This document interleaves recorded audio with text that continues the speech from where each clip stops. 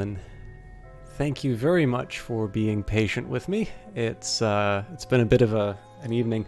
The real shame, for those of you who follow on Twitter, you know that I had some stuff to keep me from getting home on time, and I needed to get, in addition to just the usual get dinner and all that, I wanted to get some laundry done.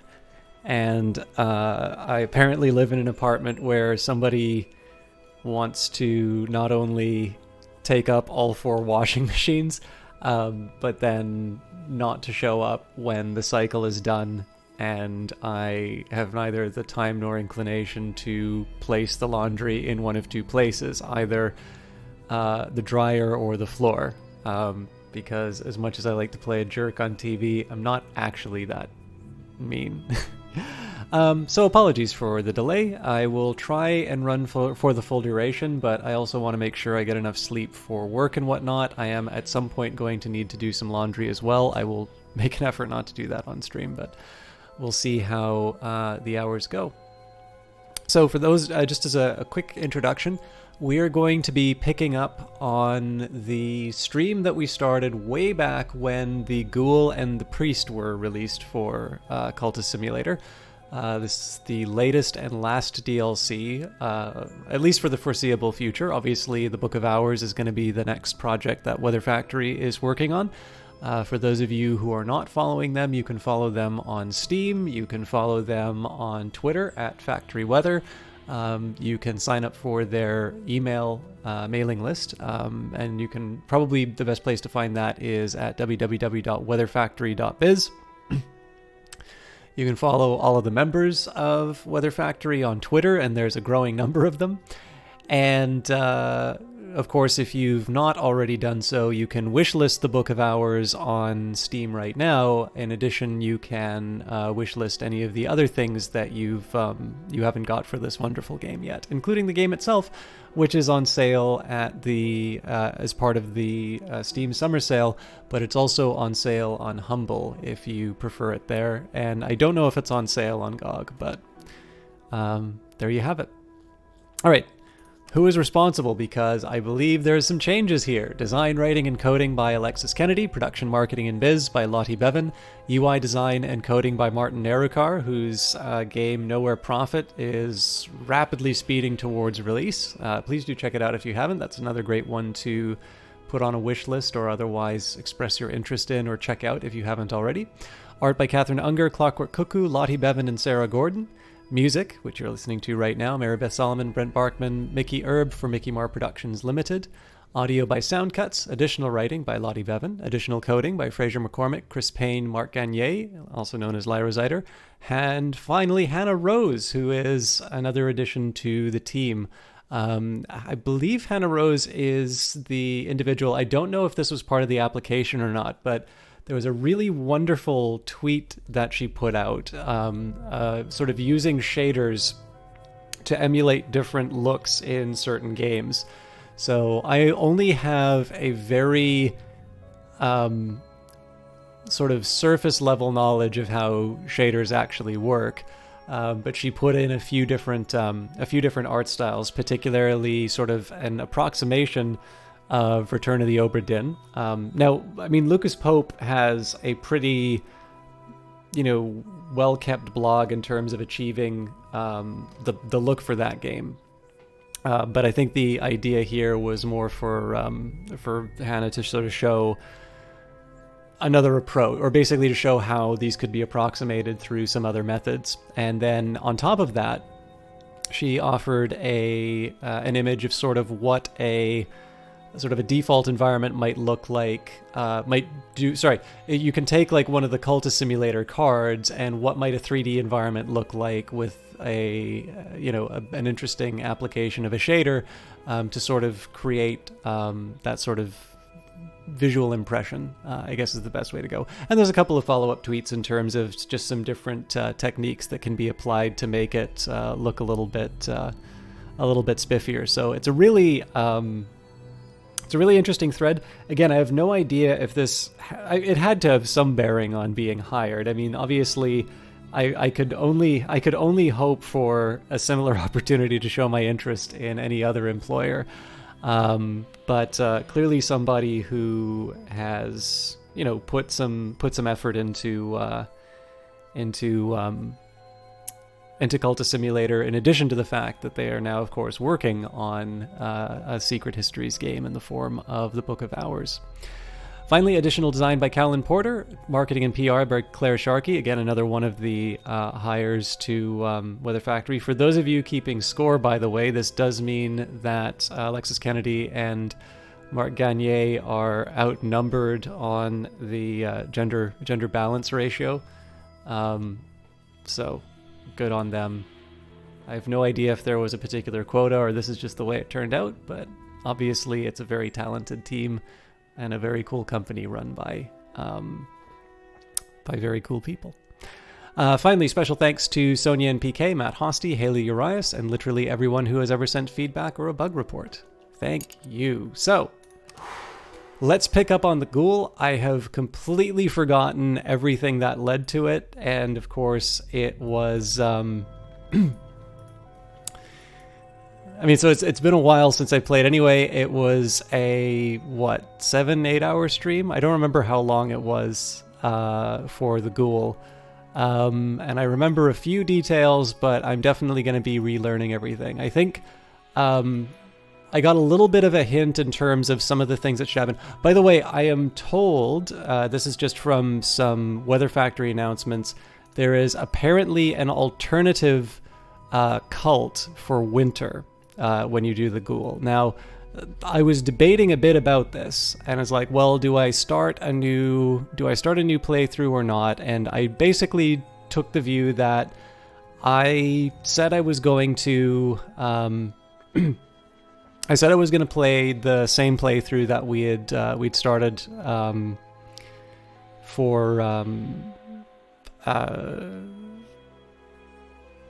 that we had started for the Steam stream. Sorry, I'm getting a little distracted. And obviously I didn't anticipate any kinds of changes, but it seems to me that there's no point, especially if people watched that otherwise, you know, unacceptably long stream, specifically because they didn't want to miss out on anything that, that led us to this position here. It kind of seemed to be the right thing to do, and more importantly too, unless it winds up breaking the game, in which case I suppose I can just I can go into the console and add whatever whatever goodies I'm missing out on. I suppose I can do that as well, but we should be in fairly good shape as far as getting everything sorted out. So let's just take a look at where we're at.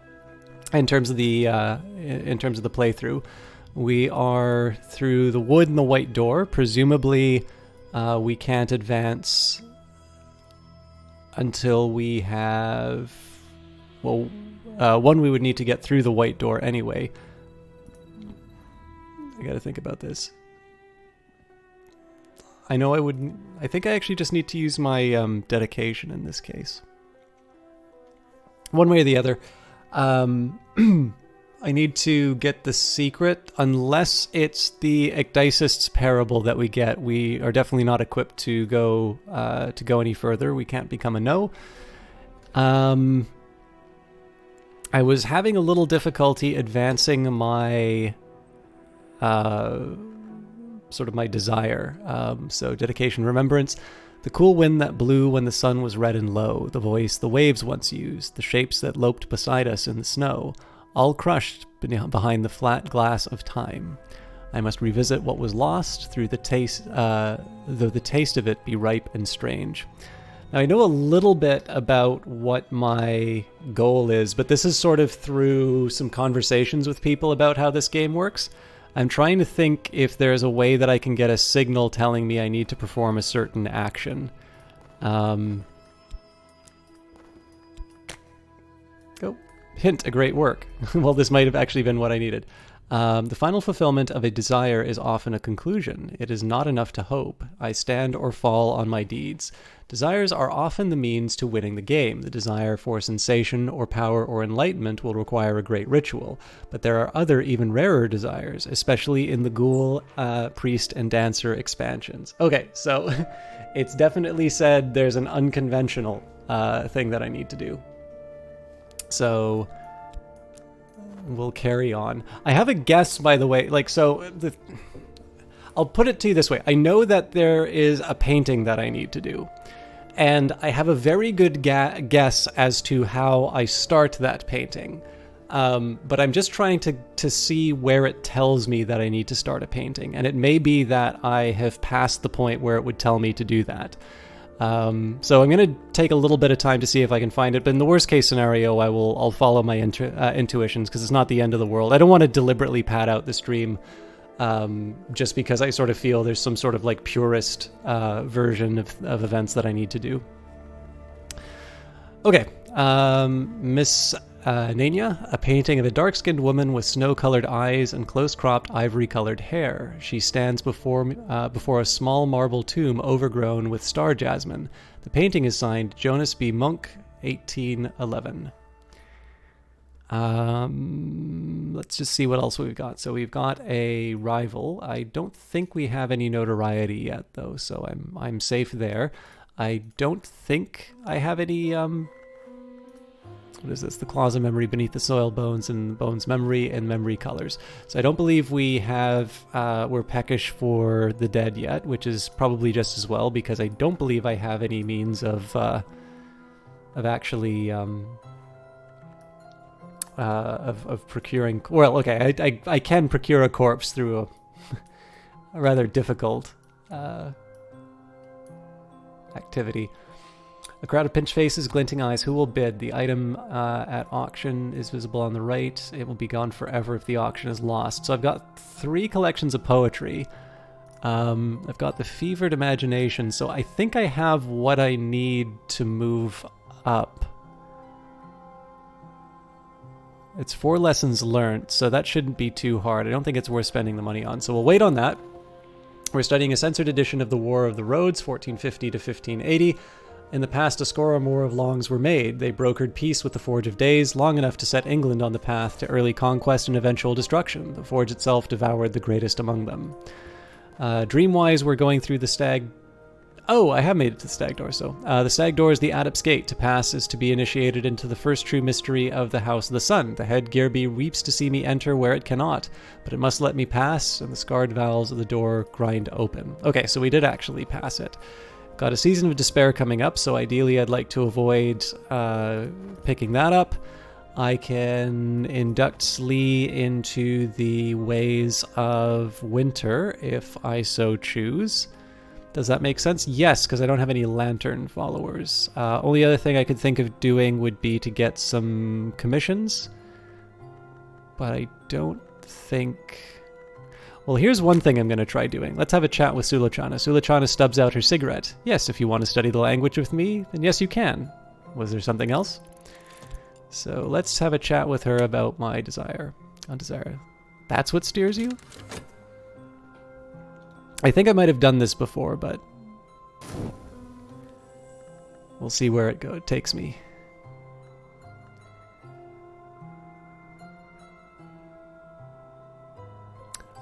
Ports 800, almost certainly not, and this is just because I didn't make that much progress on the Steam stream. It was a very long one. But we're not just starting it, but we're really early into the Ghoul playthrough, and I've not done it before. I'm going to be learning everything through, so I suspect this will actually be a playthrough of several. This will be a playthrough of several parts. We definitely finished the priest last time, but that was one that we'd obviously put quite a bit of time in before. So, okay. Let's sell something Deep Mysteries at Oriflamme's. A dreadful souffle of half-digested rumor about the secret worlds and the irrelevance of contemporary morality, including a catalogue of unlikely and probably invented debaucheries. Okay, so what do I want to do with work is the real question. Or better still, maybe I want to think about use with 3 lessons learnt to gain more reason. So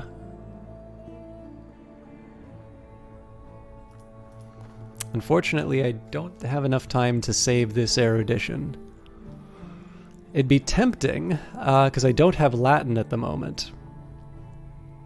I think it would be rather tempting for me to try and naturally improve my erudition to a point that I can upgrade it. It's not the most important thing I can be doing right now, but I think that's not a bad investment to make.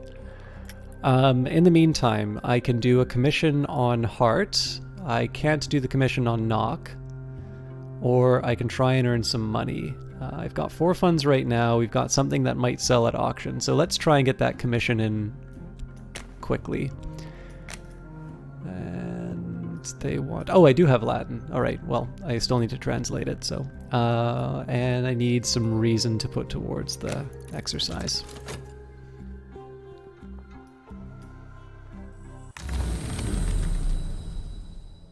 Okay, so if I want to summon something, the Subtle Rupture would be very helpful for it. I don't think we've read the Burning of the Unburnt God yet. Actually, I don't even think the Burning of the Unburnt God would let me use the influence. So we'll skip over this one for now. The question is, do I want to try the Painted River or the Ascent of Knives? And at the moment here, I think I'm going to try the Painted River. Oh, and I got Fascination for my trouble.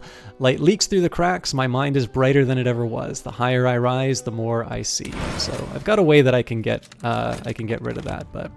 I dreamt of the mansis behind the white door, of a great space above the orchard and the space that overlooks the bounds, the place where the vagabond once painted her river. Painted ships passed upon the painted river. I met the painted eyes of a painted captain.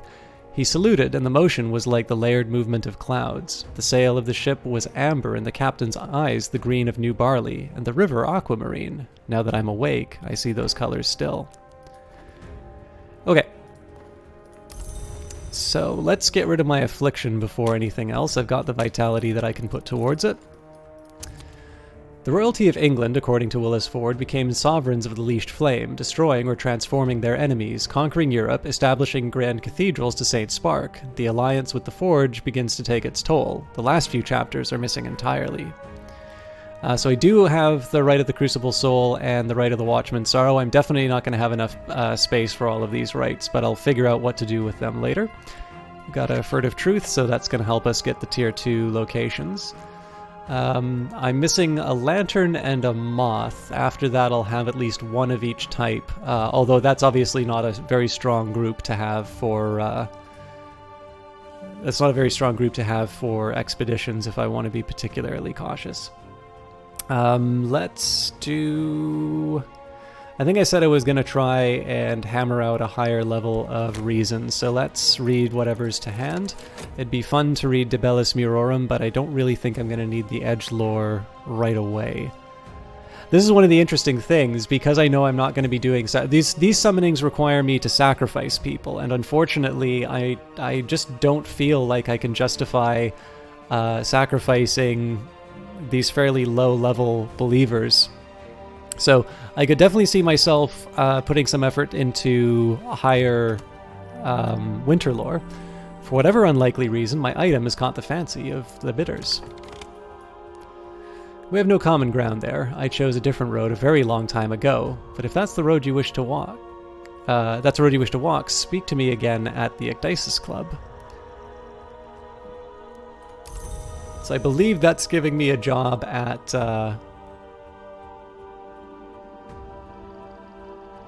Actually, maybe I should... I'm just going to double check this. So if... This is going to waste the talk verb, which isn't great, but I want to double check that Sulichana is referring to me becoming a dancer.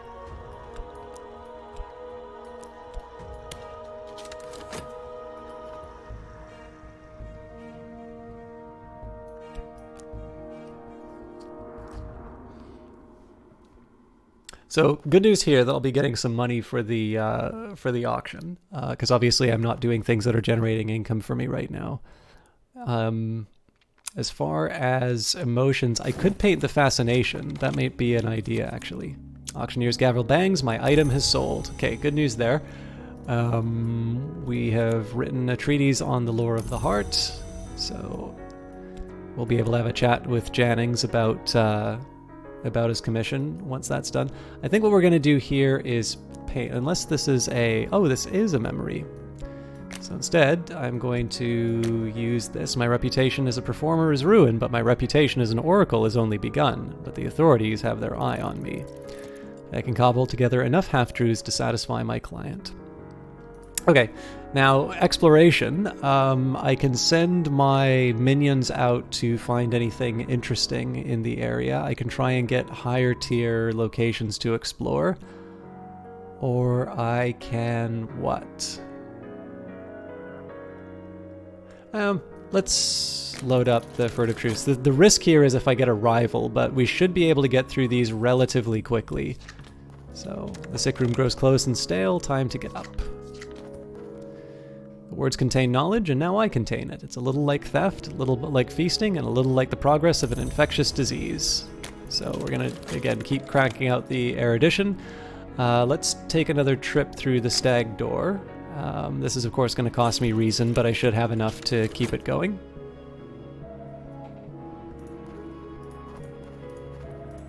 Oops. I can come, inspiration and desperation. I can get a new commission from Bichet if the opportunity presents itself, but we'll have to be patient on that.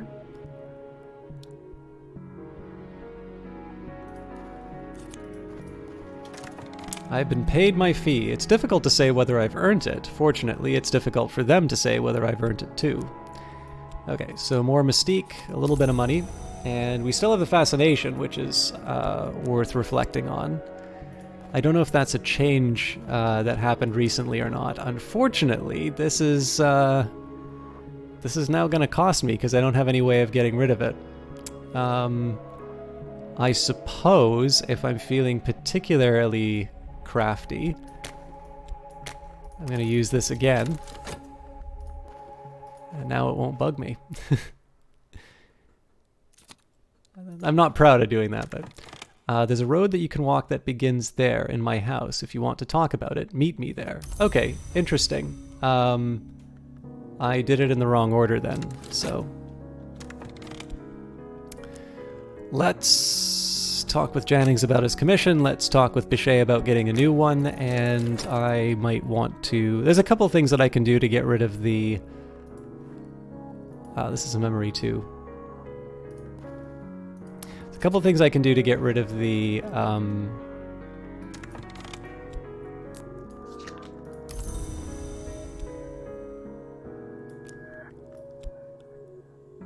the fascination. I do need to be a little careful on the timings though.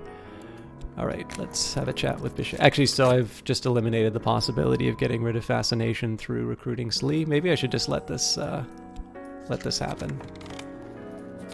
This place merits closer investigation. So we've got the Guer Inn on a crumbling cliff above a gray sea. The Guer Inn squats until the day the sea comes for it. It receives few guests, fewer since the owner closed his notorious library to visiting scholars. So odd nooks remain in the quiet countryside, here and there for those who know where to look. So I have a few options in terms of getting rid of this fascination. One, I can, wait out the 29 seconds and let the fleeting reminiscence run by. Next thing I can do is wait for dream and then just combine these two elements together. This, of course, will keep me from using the dream on its own.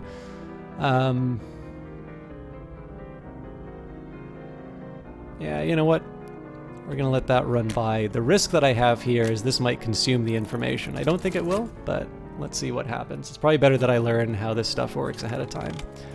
Moth Commission. All right, we can fulfill that.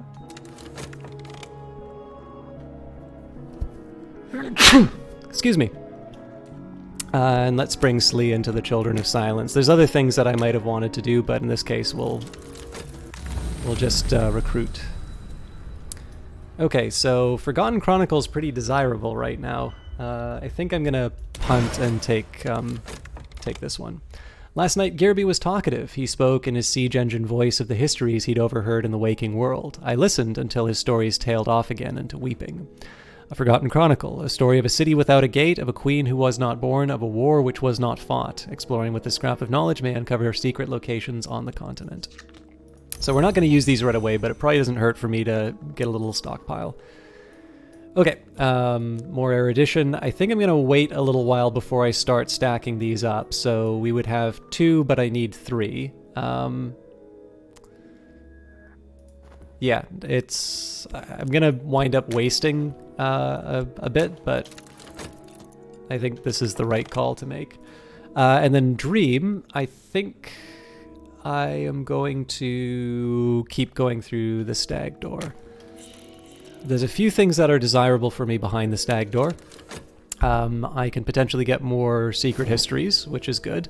I am closing myself off from furtive truths, I think, so I might want to consider going back through the white door, which will cost me health. But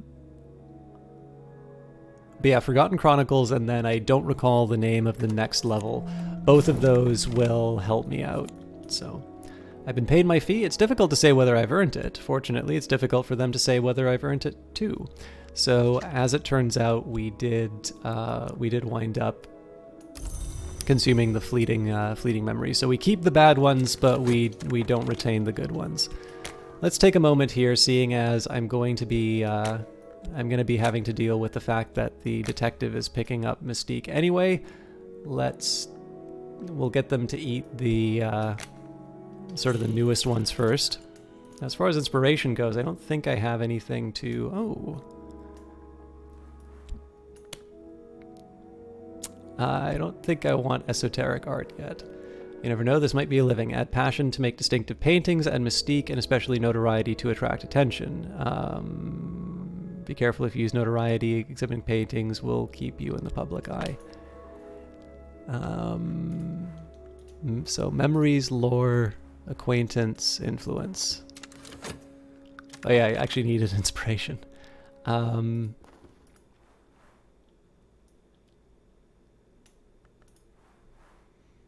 Again, I don't want to do anything that'll get me in trouble. Let's preserve our lesson learned. It's probably not the smartest one for me to have worked with, but I will speak only and exactly 9 words. The novice will speak none at all. Slee speaks earnestly of his theories to all who will listen. The stars as tiny wounds, the sun as a hemorrhage of glory. His poetry is more eccentric than ever. Okay. Let's do... I think the best I can hope for right now is to start yapping about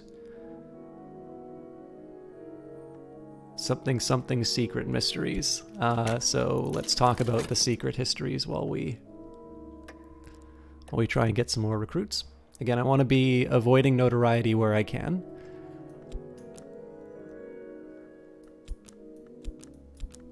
I think maybe I used to put corpses here. I could spend money on paints, or perhaps I could find more exotic pigments.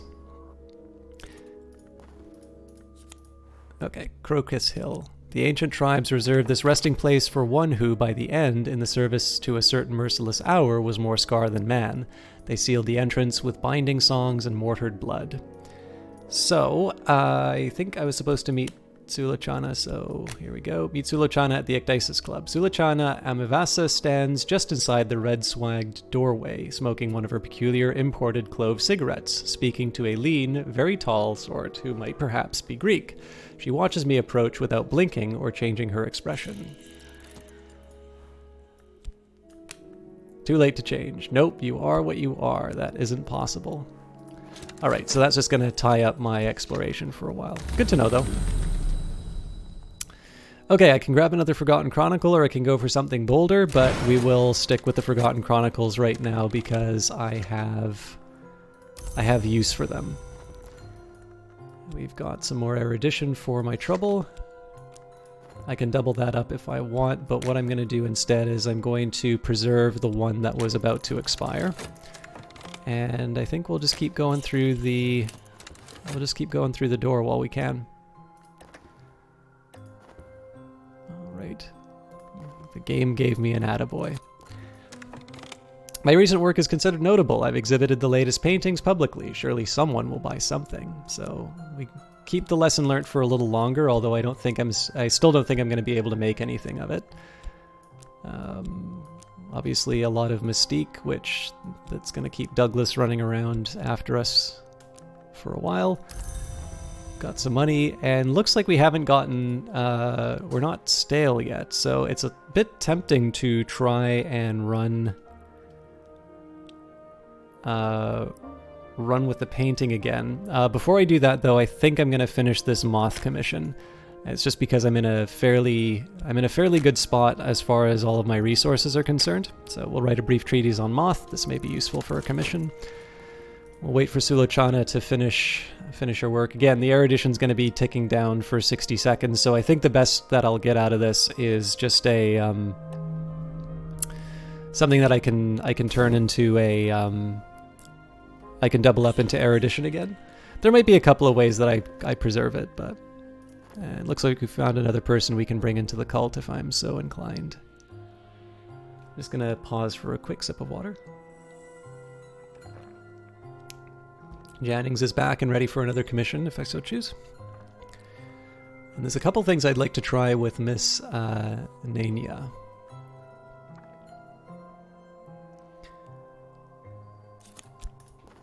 No? Don't waste my time. Sorry, ma'am. Okay, what do I want to explore? I've got some money. Let's go back to Oriflamme's and see what we can buy there. So, Oriflamme specializes in curios, perfumes, taxidermy specimens, and rare texts. It operates from cramped new premises now since the destruction of the old one by an unexplained fire. We perch on alarming Rietveld chairs in a windowless auction room with vividly burnt orange walls, waiting for the auctioneer to announce what he's offering. The reek of new paint makes the brain spin.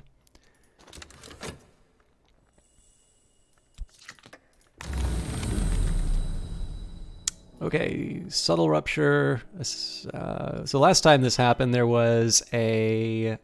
an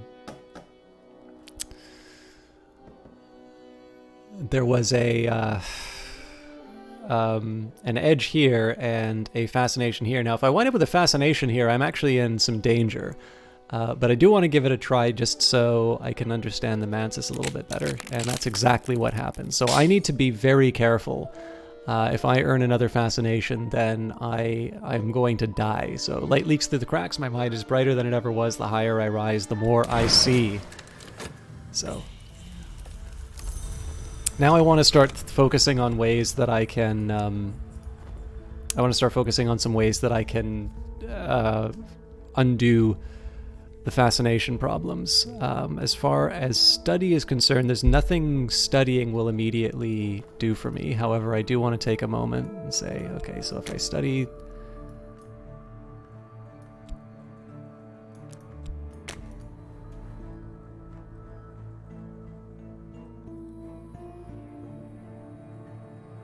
Alright, well this isn't really new information here, so...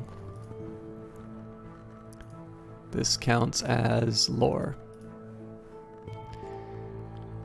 So, language, tutor, text, ability, lore, and influence.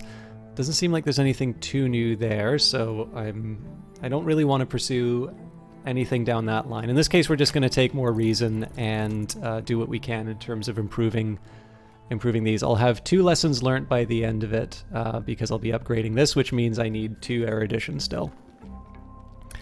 As far as dreams are concerned, we can put ability, we can put funds, ways back through dream, desire, and ill health. Now, I think we've already done this with the desire, but yeah, so you can't dream on remembrance. So my options here would be... it's possible I get... you know what?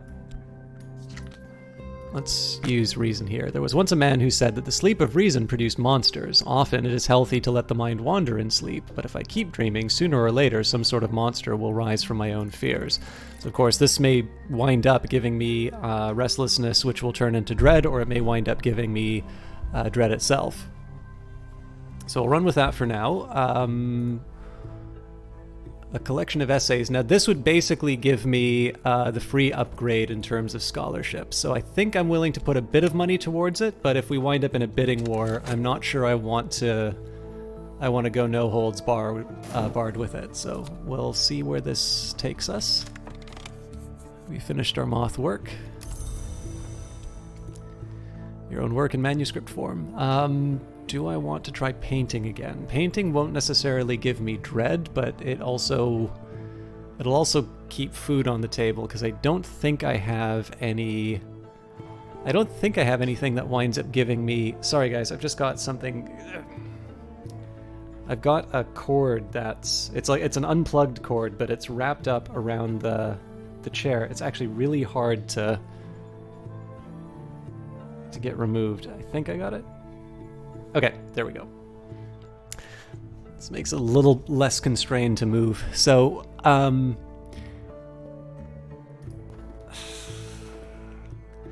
it's possible I don't have anything that I can use. Well, actually, this will just tell me. Yeah, so according to this, I don't have any memories. So I just want to double check that I'm not... Okay, so abilities, benefactors, desires, rights, jobs, and scholarship.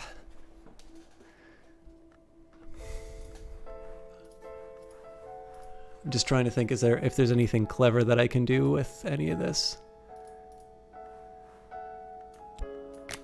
Yeah, that'll get me Glover and Glover. This will make me paint, but not in an interesting way.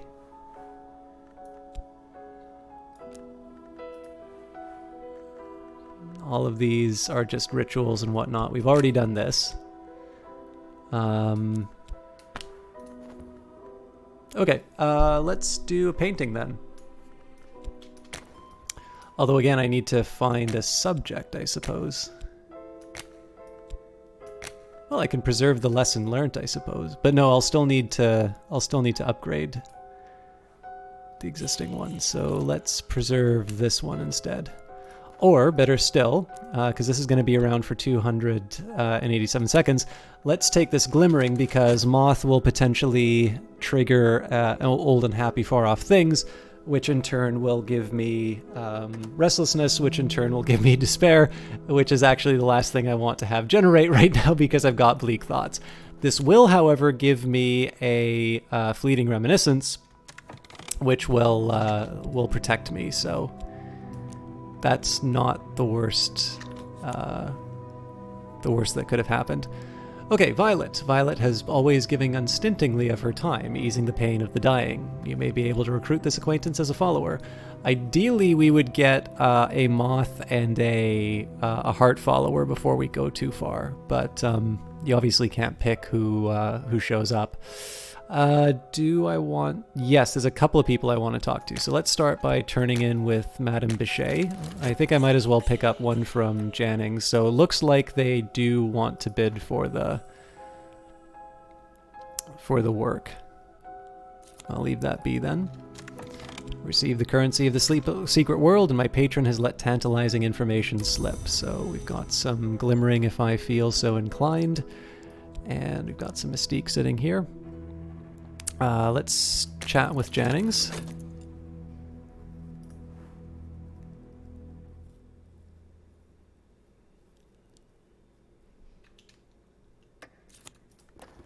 And more importantly, this, okay, substantial heart, which I can actually produce a bit surprisingly, but it works. So my talk verb. So I can talk with summoned, mortals, society, patrons, lore, headquarters. Can't talk with someone wary.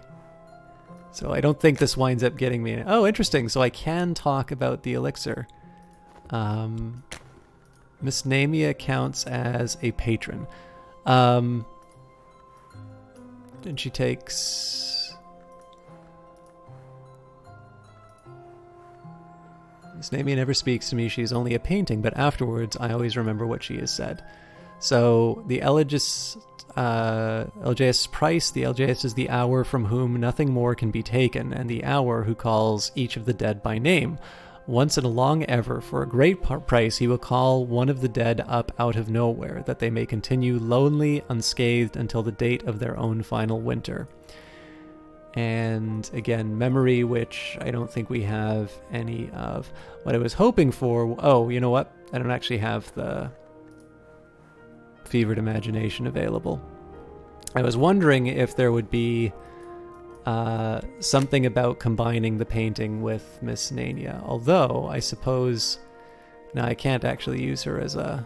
I was thinking, well, maybe I can like put her in the paint slot. I was just thinking that there might be some kind of a connection between the fact that it's a painting and that I have the ability to paint, but apparently not. So who do I want to talk to? I don't quite want to blab about secret. I think I'm going to leave this open for now. This is just so that I can open up a few of my other options and try some combinations. The artist's reward. My recent work is considered significant. I may yet earn a living from this, but nothing is certain. So more glimmering, no restlessness, but of course restlessness is not necessarily as desirable as it was once before. I've now got a staleness, so I want to start painting with passion. That wasn't necessarily that great of a return.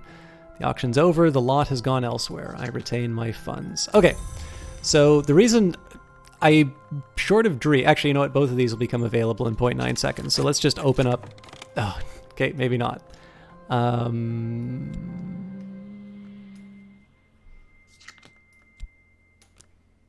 More erudition will preserve what we can. Okay, before I do any of this, I'm again just taking the opportunity to see if there are any interesting options that I've been ignoring because I wasn't paying attention to certain tasks. It looks like no. I am, however, going to try something a little different with the painting. We will add... I think I'm going to do 2 and 2 to start with. I might have to do 3 and 2 to remove the staleness. We'll see.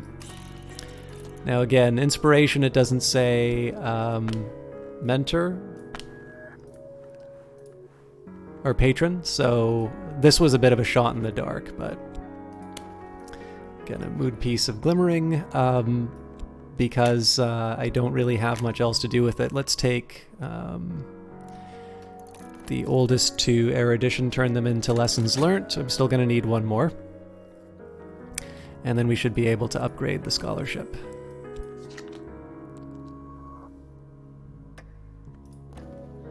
Profound and restful sleep. Okay, so that's good news there. Oh yes, I haven't been exploring and I haven't been talking with people. So what do I want to do? Sorry, I just need a minute to think about what I actually want to do with these verbs. I suppose it makes as much sense for me to explore as anything.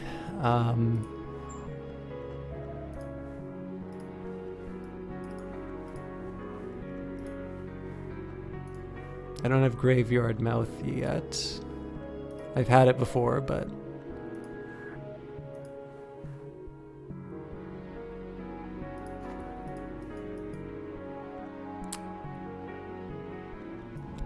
I think temporary headcord, yeah, there's nothing I can do with it. Well, no, let's do Oriflammes again. Just again, because I have money available, I should probably be trying to get the books that I can.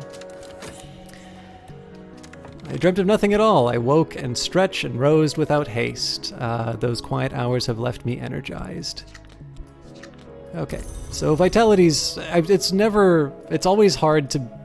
Sorry, it is hard to be upset about getting vitality. That's always one of those nice things to have around. Even if you don't have an immediate use for it, you never know when illness is going to pop up. But it's not particularly useful to me right now. So as far as dreams are concerned, again, I can't change my dedication. There doesn't appear to be anything new that I can do with dream as a ghoul. I am a little curious about the strength, but this is probably because it's aspect ability, and so are these. So I suppose the question is, do I want to... Hey, Resonance Factor. How far have you gotten as a ghoul? Well, Ravelin, this is the first I've played it since the Steam release. We didn't really make all that much progress during it, so I've gotten the Formula Elixir Zeboim. The one worry I have, so that formula which quickens the memories of decaying flesh in the bellies of the living. Such a thing could not exist without the consent of both the flower maker and the elegist. And with the assistance of 1 more hour besides. Actually, that's an interesting implication. So I think the flower maker is Grail, the elegist is Winter. But who would be the 3rd hour in that particular case?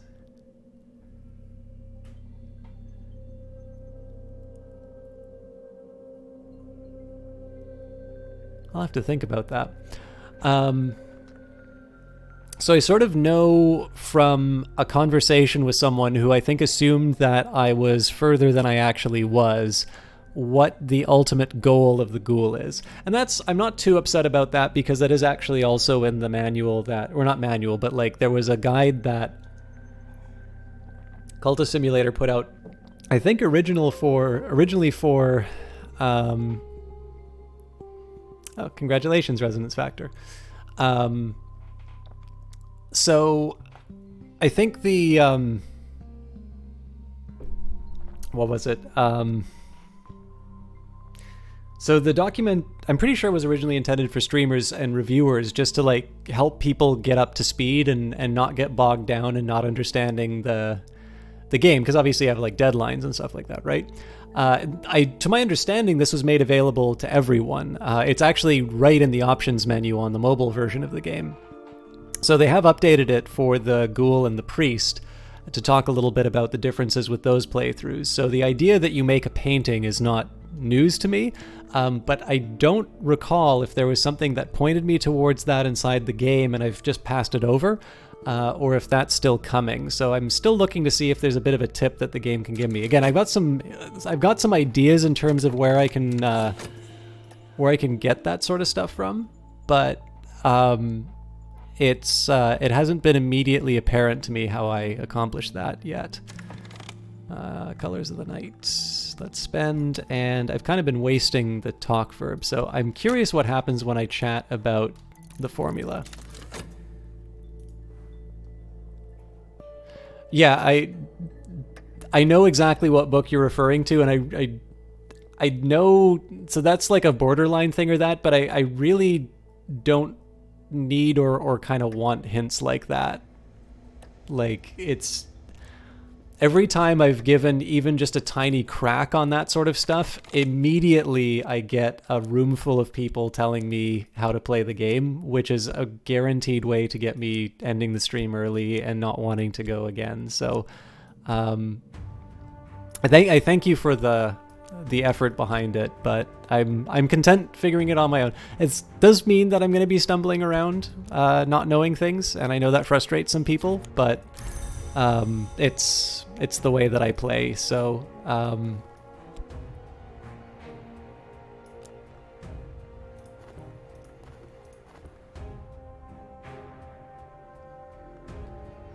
okay.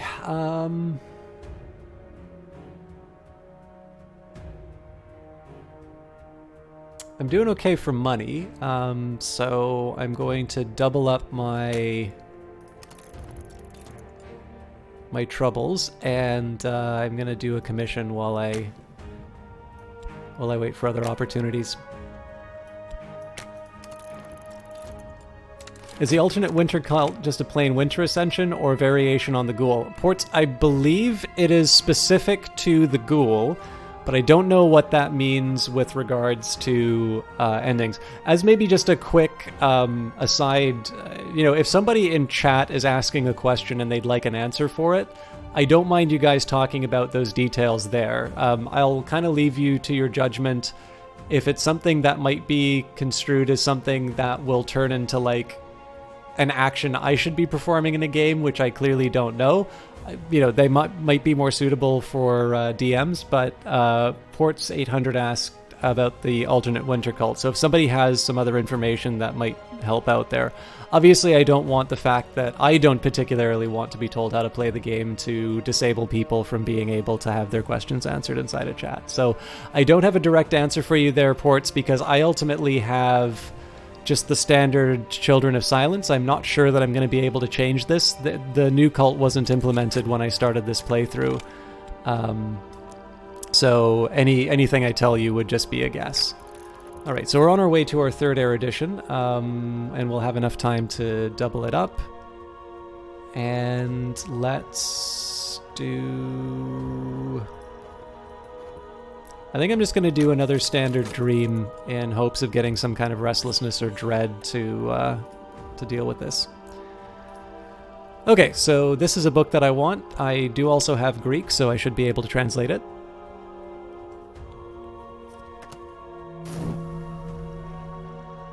A true and complete accounting of the Asclepian mysteries of the...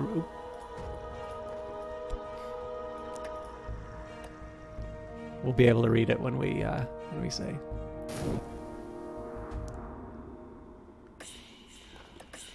All right, so this is one that I'm actually willing to put the money towards because it involves acquiring lore. I may not necessarily need this particular lore, but it never hurts to have extra. There's definitely, like, if you, in the worst case scenario, if you find yourself in a surplus and you don't want to upgrade it, you can always wind up using them as the consumable part of a ritual. Instead of waiting or trying your luck with various trips to the Mansis, there's actually a way that you can, with some rituals at least, there are going to be some ways that you can turn that into. You can turn that into whatever summoning you want. It's a fairly steep cost. Obviously, you don't want to take the thing that's going to let you win your ascension, and put that towards any ritual, but a finishing one. But so I think this was for Janning. Yes, this was for Jannings. But that's, I'm never going to turn down the opportunity to get a surplus of lore because it doesn't decay. You just kind of keep it, and in the worst case scenario, you just wind up using it for something other than what it was originally intended for. Now, no memories, so it's physical labor or painting for me again. And in this case, I think I'm going to lean a little heavily on my mystique here. I'm only going to put one passion towards that. I'm partly just trying to figure out exactly how the sort of the painting angle works. And similarly, we'll go for the glimmering on this one, just on the chance that I wind up with the restlessness. Okay, so once again, we double up our erudition. This should give me... the third lesson learned that I need. The true and complete accounting of the Asclepian mysteries of the roots of the house, reproduced by one Riley Gress from supposedly a much older text in Greek. Okay, I've got 5 funds, so I might... The trick here is that if I send a follower off to go and do something, it's not at all clear that I'm any further ahead by getting a hireling than I am by participating in an auction. So we'll go back to Oriflamme's, and I might start some expeditions once I really need a heart follower before I'll consider that. So, all right. Now the drawback here is I don't believe this will give me restlessness. I believe this at best will give me graveyard mouth. But the last time we played this, it actually stopped the graveyard mouth from incrementing, so we'll see whether or not that's been fixed or if it's carried over the negative value. I dreamt of the rain whispering in the eaves, tapping on windows like an old friend, hissing prankishly in the chimney. It is difficult to be unhappy in the right kind of rain.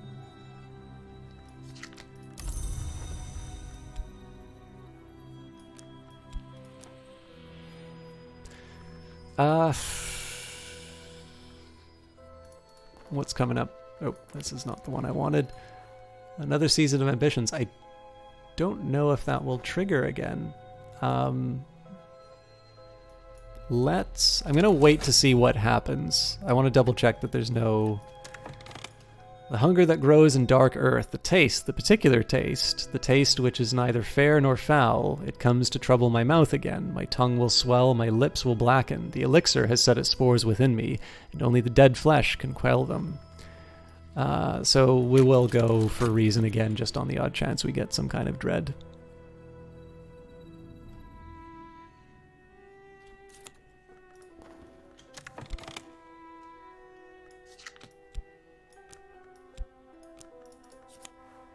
Okay, we got a hanger on for it, so as this is mostly just a curiosity to see whether or not the elixir would produce anything new from the talk, but let's turn in with Jannings, and then we can get a commission from Bichet and maybe get some more followers. Auction is over, the lot has gone elsewhere, I retain my funds. So I'm not upset about not getting that, because we already have it. I received the currency of the secret world, and my patron has let tantalizing information slip. So more glimmering. Again, it wouldn't be terrible for me to try and take advantage of this glimmering, but I just have sort of higher priorities at the moment. We'll chat with Bichet.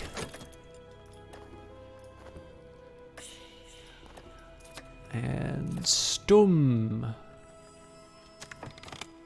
Where the hell is it? There's the money. So now I want to be a little more careful about my money. A can of nitrate film labeled Stum, silent or perhaps mute. The director's name, Jernik Krosse, is shakily appended.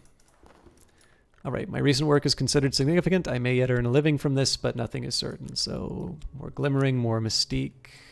Oh, this is actually a really tidy little collection of glimmering I just got. Actually, no, sorry, that's... Oh yeah, no, it's glimmering, not... I was thinking of something else. And I actually have quite a bit of staleness now, so...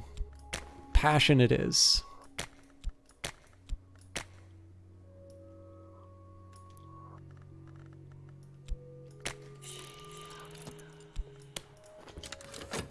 Well, I'll retain the glimmering as long as I can, but I don't think I'm going to be able to get much out of it. My mind, the library. Use this with lesson learned to, with your scholarship skill. Okay, so we can do the upgrade that I was pursuing. I will grow wiser yet. She would like a substantial commission on Moth, so we can actually fulfill that as well. I wasn't expecting that, but good news. And we still don't have Graveyard Mouth, so I'm not sure if that's a good thing or a bad thing. Because obviously having access to corpses and memories would generally be a positive development, but... Oh, you know what? Oh, this isn't a memory. Never mind then.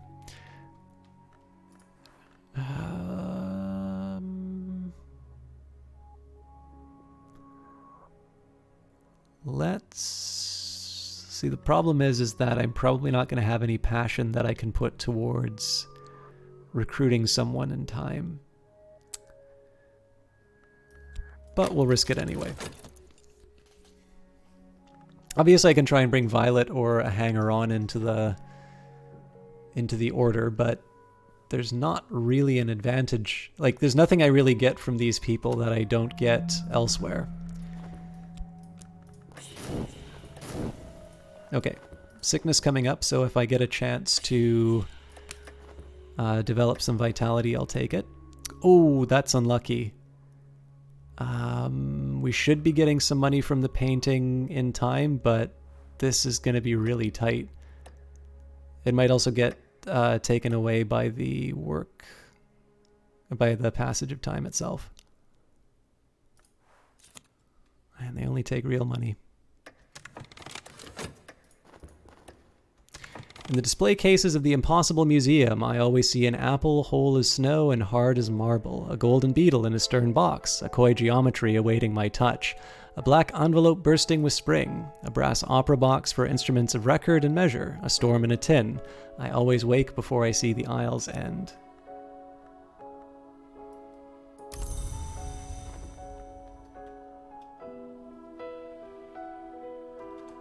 Sorry guys, just need a quick minute out of the game window. I don't know how this looks in the client with this new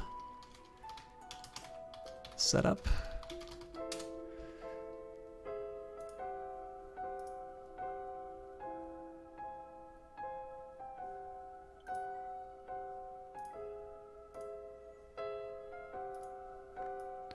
Okay. That's a pity.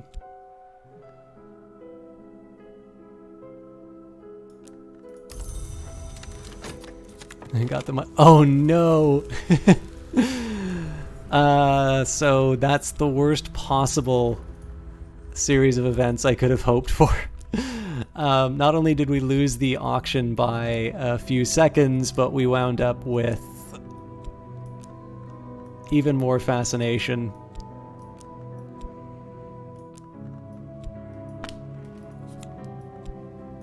They actually didn't make that much money. Oh well.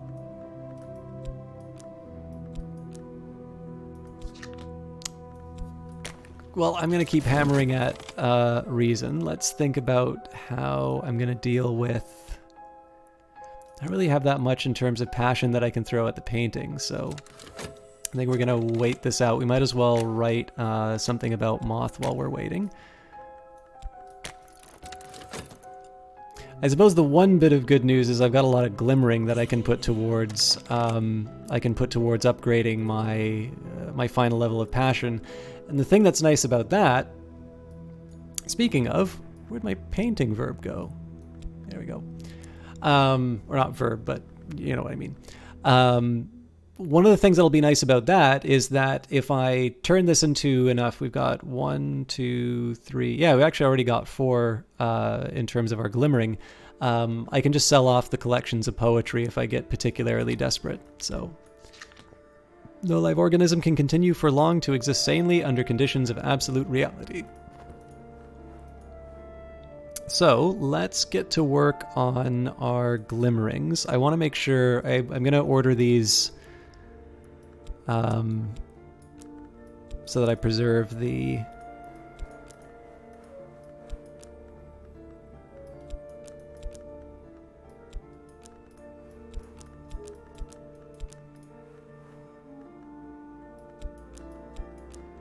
So the idea here is that this is going to make sure that I don't lose any to the passage of time, so... And let's... do I really want to do Oriflammes again? I don't think I can, just because... Well, I can use it to sell stuff.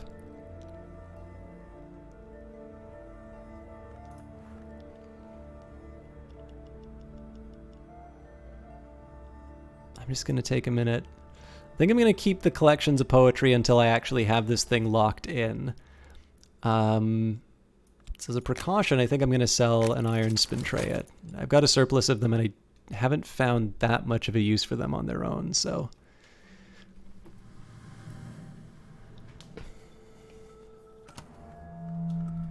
That's right, I said I was going to try and get some vitality, and I didn't. Well, it's possible we'll get a restful sleep instead of some kind of fascination. Now, one of the drawbacks about generating so much mystique is that a really easy way of grabbing... This is a pretty decent bit of cash. Oh, that's right, because it was iron. Rather than just like a book or something like that. So the fact that the Weary Detective is just going to be swimming in our mystique for a while is actually a liability in the sense that if I generate another fascination, I lose a fairly easy way of generating some dread. I'm just trying to think if there's a better way for me to approach this, but for now, I'll do another sale. I don't want to like empty out my collection of Spintraya, but this will give me a little more wiggle room when I go back to Oriflammes for to acquire rather than. Hello, the Eyes of Sin. It's very good to see you. I wasn't 100% sure because I know you're getting a chance to get some much deserved rest. I was really impressed, by the way, to hear how you handled yourself yesterday. I have no idea if you consider that an accomplishment, but I was very happy to hear that you got through it. In addition to feeling a little bad that you had to do so much work. But I'm actually very... knowing that you're coming off of a draining day and that you have some precious free time, I actually am particularly happy to see you. So, for those of you who do not know, the Eyes of Sin has given us these delightful ones. Children and drunk adults are things you are accustomed to dealing with. Hopefully not me, though. I can't say I've never been drunk, but I usually try to keep myself in a state where people don't need to take care of me. Ah yes, work. So it's a tough question as to whether or not I want to keep painting, because it's certainly not a bad way for me to get some money, and I have the passion again. But it can also be a decision that winds up ending my playthrough. So it'd be nice if I could do some more things that will generate, or potentially generate, old and happy far off things, but I'll take the more cautious approach. I don't have any commissions to do at the moment, so we'll do our work as a medium, but this is not going to generate a whole lot of money for me.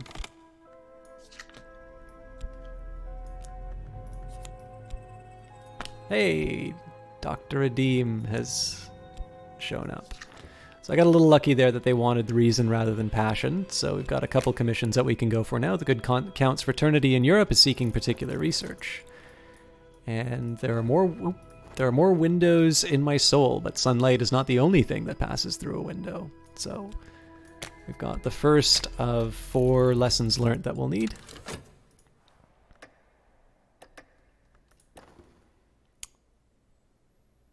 Some of the audience are on their feet now. Passions are rising. So apparently this is a limited edition Spintrea. Okay, so Jannings doesn't have any use for the... Or sorry, Jannings has use for the commission. I don't have the ability to fulfill the commission, so... Oh, crap. I didn't even think of that possibility. Now I can slough off my flesh patch by patch, tugging the tendons free like fibers picked from teeth. My skin lies like a shredded blanket. The sun heaves itself above the horizon with a triumphant battle yell. The light falls like acid on my naked bones. Pain wakes me. My bones will throb for days. Okay, I need to figure out a way of generating dread, and I need to do it fast. Because in 60 seconds, I'm done for. And restlessness isn't going to cut it. So obviously, with the risk of fascination right now, let me just take a look. Okay, so suspicion's coming up next. There's nothing I can do to get the weary detective available.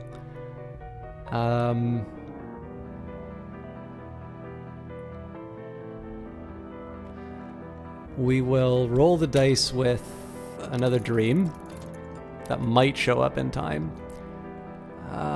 Fleeting reminiscences. Those really tend to come when these things expire, so I think this might be the end.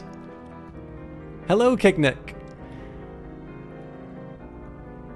I think you're about to see me lose my my dear Peter Ichabod. All right, I've received the currency of the secret world. My patron has let tantalizing information slip.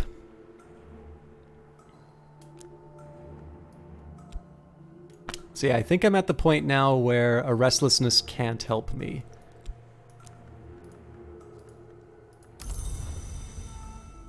I'm just trying to think if there's a way that I can spook someone.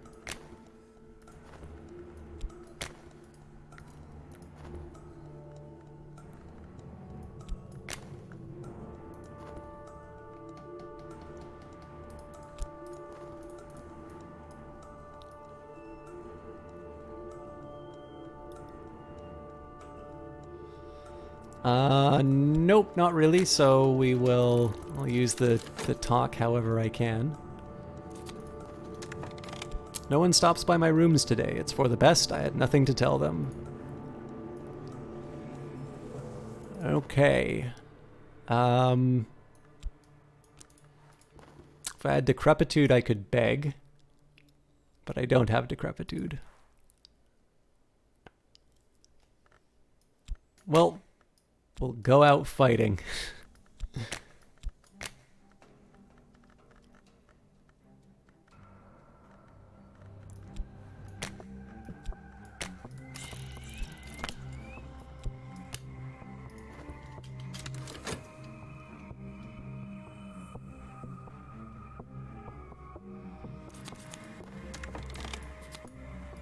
Alright, so we got, I think, 3 wealth for that. Let's get Neville to go search the city. Dr. Deem would like a very substantial commission on lanterns, so unless Madame Bichet has something else that she'd like, I don't have much to do. Eau Claire.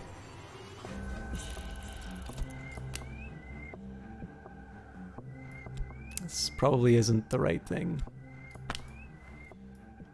The fact that I could lose them.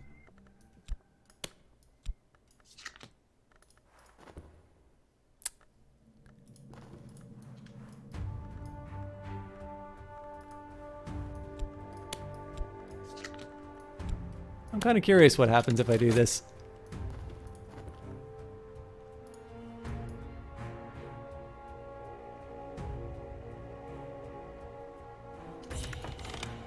A hireling. Not too helpful at the moment.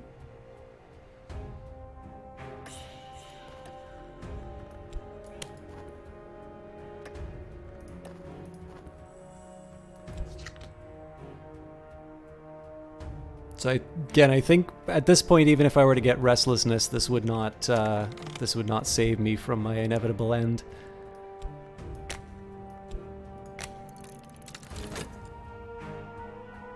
And as it turns out, we didn't actually have enough for our fourth lesson learnt because these wouldn't have lasted long enough. But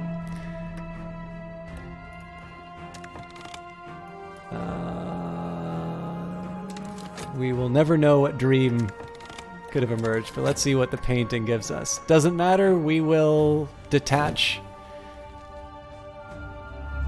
Alright, have a good one, Kicknick.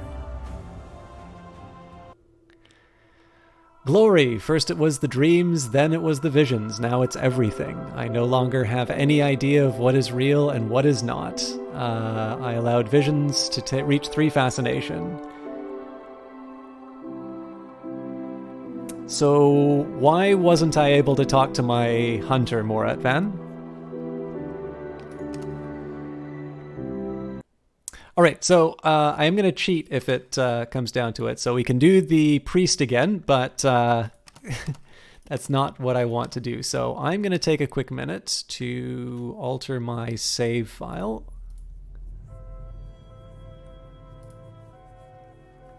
You're absolutely right. I could have used Winter on the Hunter. But why didn't I do that?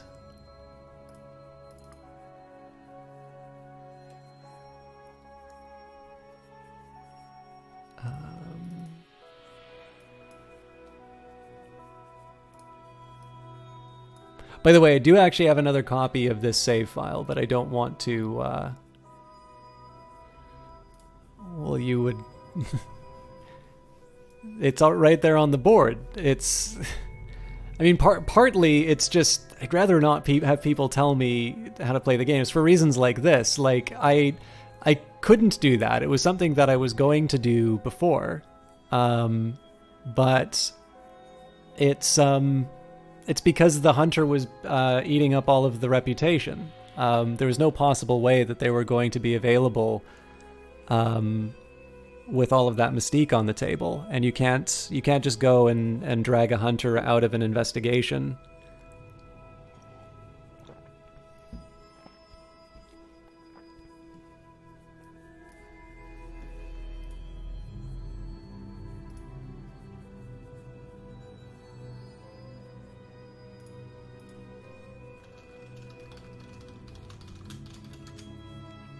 Right.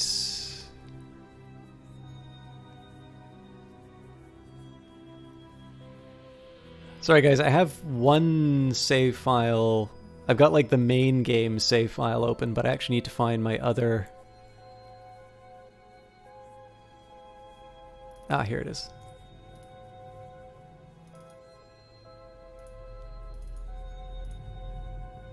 Oh, apparently I didn't. Okay, well I have a way of getting that back.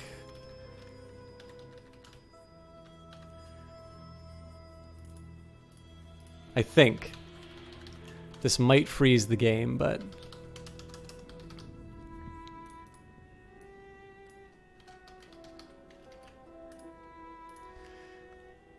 Let's see if this works. Ha ha!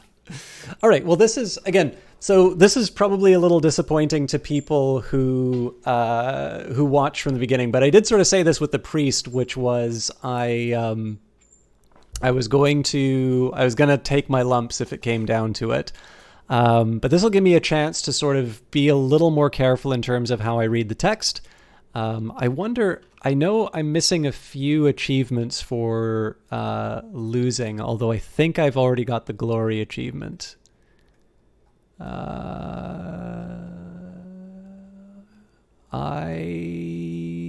Yes, I already had under an appreciable mental strain, so it's actually the despair one that I was missing out. Anyways, medium. Everyone knows that I speak with the dead. I have been called a prophet and a ghoul. I have no reason to disabuse them of their illusions. So we will start a new game. Tonight the theater is crammed and breathless. I have let them wait long enough. So, as always, we need to pick a name. The one thing, I did allow for the possibility that I wouldn't be... I did have to allow for the possibility that I would die on this playthrough, but I didn't actually prepare a new name. So who do I want to... I have an idea, but I need a first name. I'm going to do a quick Google search for something here.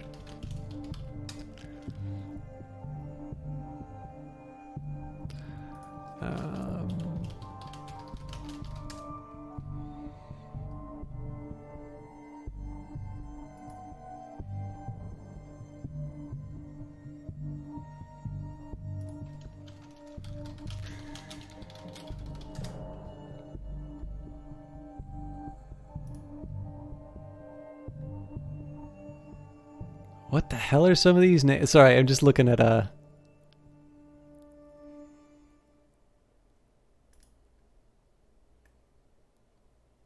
Oh, this would be kind of interesting.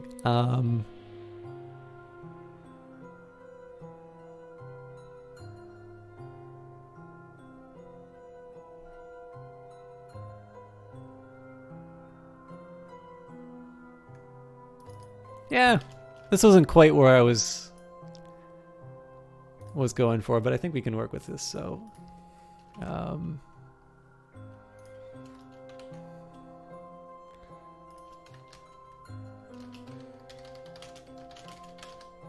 Abraham von Eck. Von? Yeah, Von. There we go. So begins the story of our new medium. Okay. Earn a living or practice the invisible art. Sometimes, when I am particularly effective, the front row faints. A well-attended performance by a stage medium. I stand alone in light on the stage. I take the first question from the audience, the first of many tonight, who will refuse to acknowledge that the dead are dead. I have prepared well. I have a choice of responses. So, let's begin with something shameful. Imitate the dead, something shameful. I don't know the whole story of the sins of the dead. That would do neither of us any good, but I share hints that they will recognize. Something more? I'm a fraud, aren't I?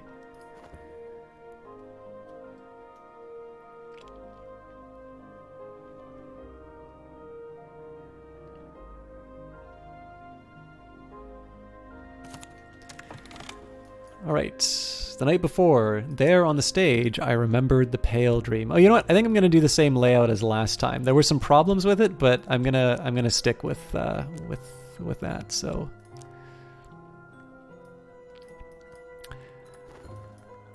Our public business is concluded, and after the show, the bereaved will conclude... our public business is concluded, and after the show, the bereaved will conclude our private business with a little gift, something to ensure my silence. Alright, so this one we get a favor from authority, which is kind of cool. We gain some mystique for our efforts.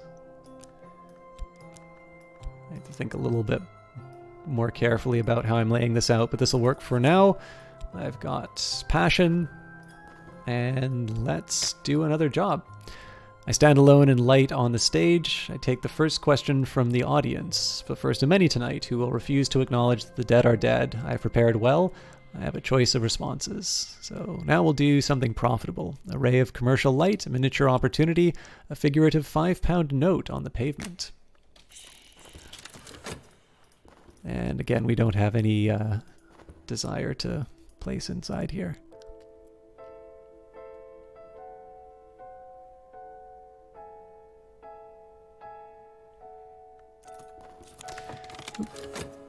There on the stage, I remembered the pale dream that had come again, the cool wind that blew when the sun was red and low, the voice the waves once used, the shapes that loped up beside us in the snow, the longing for it nests now like a knurl of flint beneath my heart. So I've got some health, and I now have my temptation remembrance. So... they'll meet me after the show. They'll be skeptical but grateful. I've earned my finder's fee. There's something in the air tonight. The scent of snow? It seems unlikely. So, again, decent amount of cash. I'm going to slightly realign this setup because I need to make sure that I kind of need to make sure that all of these details are... it kind of feels like this is... Oh, I didn't mean to save and exit. I meant to resume. Sorry. Kind of feels like... It's probably just because I was zoomed in, but it felt like the scaling was a bit off. Okay. So my 4 resources, I suppose to follow the convention I should put the convincing spiritualist routine there. We'll keep the temptation close by. Something joyful. Delight does not endure for long, but sometimes it endures longer than do we. So can't oh, interesting. There are colors in the world, there are colors in the mansis, and then there are colors lost. Their absence is the knife I cannot release. The remembrance temptation has its teeth in you, and no other temptation will touch you. Okay, so once more, I stand alone and light on the stage. I take the first question from the audience, the first of many tonight. Who will refuse to acknowledge the dead are dead? I have prepared well. I have a choice of responses, and we will finish with something joyful.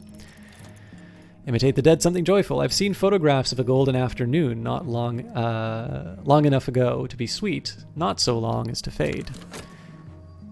When I open my mouth just to speak, I taste snow and copper.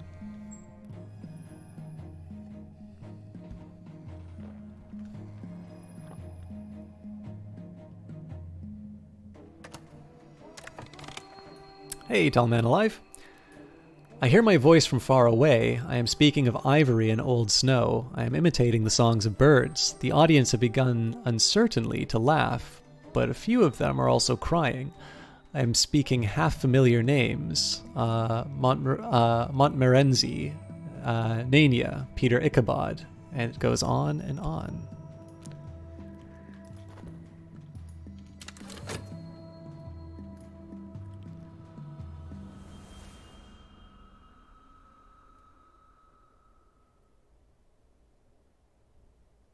I guess I had the work slot here before, and that was study that went up, so.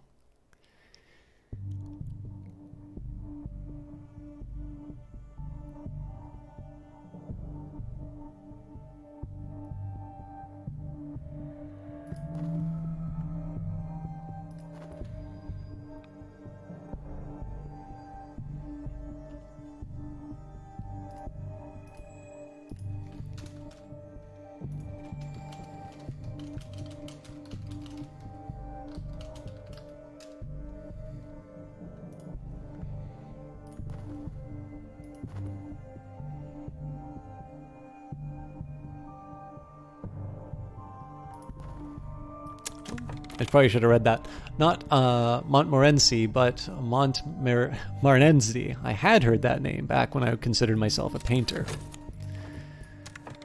Okay, the performance is not proceeding as I had planned. My contract is terminated before I have left the building. The theater manager doesn't even deign to insult me in person. I stand in the chilly street contemplating the rags of my reputation, while pale doves contemplate me from the theater eaves. Their chuckling and cooing is almost words. Montmorency, Nania, Peter Ichabod. Alright, so I've earned some notoriety. Of course, if it comes down to it, the favor from authority will help me out for a little while at least. Reputation as a medium. Sometimes I speak in voices that even I do not expect. And we have a little bit of money for the ordeal we went through. This was the place I had... This is the place I had seen the name, a gallery with a grey facade shut up like the face of a widow.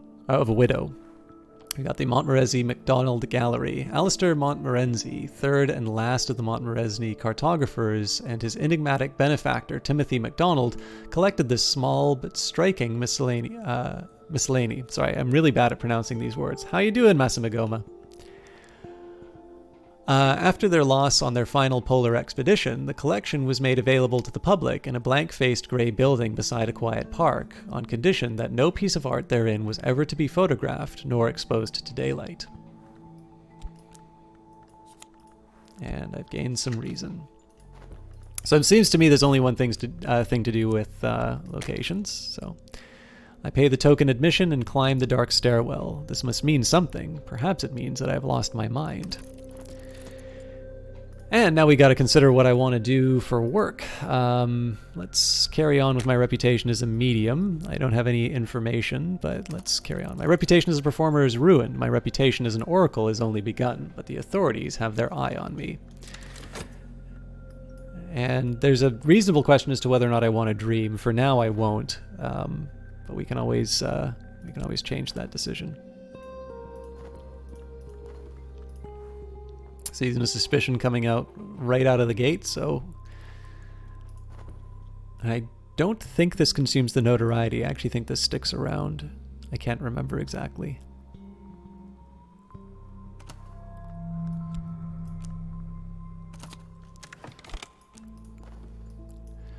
Miss Nania. In the painting, Miss Nania's skin is dark, but her close-cropped hair is the ivory, and her eyes are the color of snow. Each day I return, waiting to learn the reason I was drawn here. I never hear the painting speak. It's only a painting, but afterwards I seem to remember things that she said. No one stops by my rooms today. It's for the best. I had nothing to tell them. Alright, so we're not going to be making any money out of that. So let's do unskilled labor. Disputed saints, anatomical drawings, ossuaries and pastels, sketches of eyes daubed on rocks, old oils of a street of marble temples in many weathers, titled The Seasons of Abydos. But one painting I find myself drawn to even before I see how she is named. I don't think I want to use the occult scrap for exploration quite yet. Of course, I've used up my health, so this is just going to sit untouched for a little while.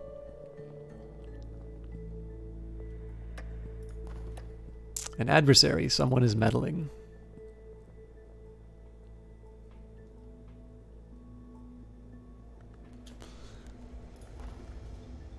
Back-breaking work for meager pay. Is this the best I can do? Right now, yes.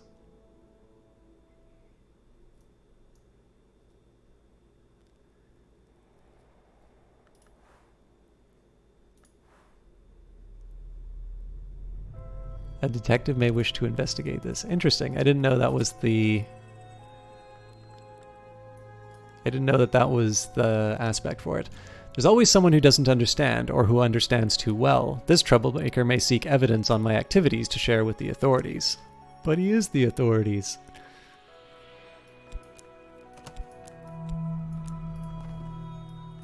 If I have a particular friend, now is the time to renew our connection. Solitude. I am alone, but there is peace in that also.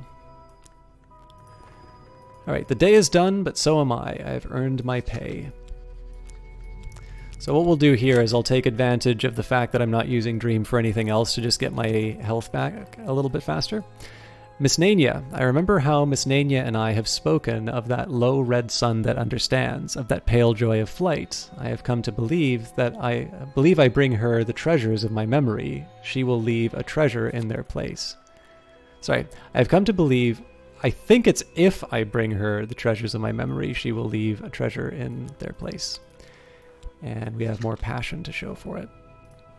So Miss Nania, a painting of a dark-skinned woman with snow-colored eyes and close-cropped ivory-colored hair.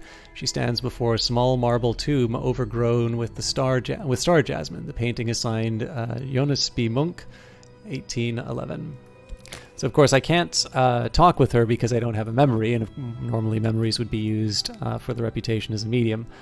But in the meantime, we'll wait for our work slot to become available and leave it at that, I think.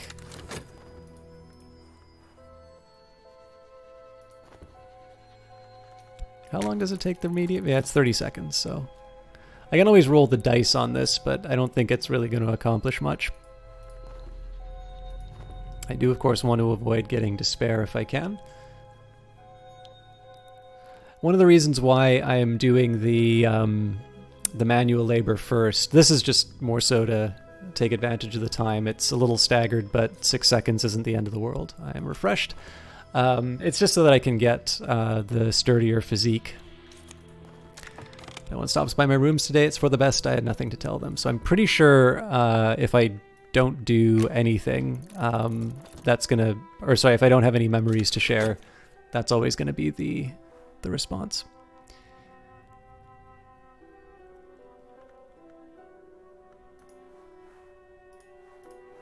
This gentleman would much rather be left alone with his pipe and his illustrated London news. But no, apparently some conjurer of abominations has to be hunted down like a mad dog, and apparently nobody else can find the time. Bleak thoughts, dark days, I must be careful not to let doubts creep in. Dread may provoke full-fledged despair. And occult scraps, secret histories lie layered beneath the one that we know, like notes in a rare wine. This is a detail from one of those histories. Exploring with this scrap of knowledge may uncover secret locations in the capital.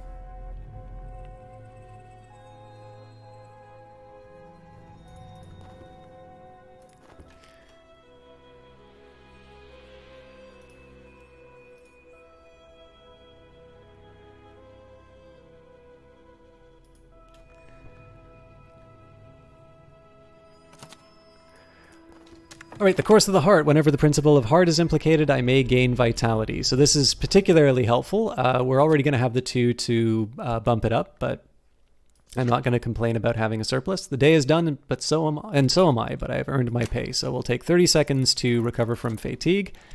And it just occurred to me that it doesn't matter if I have 2 vitality, because I don't have a study verb to work with yet. And I believe for that, I need some kind of a memory to give to Miss Nania. This vitality is just going to die on the vine, unfortunately.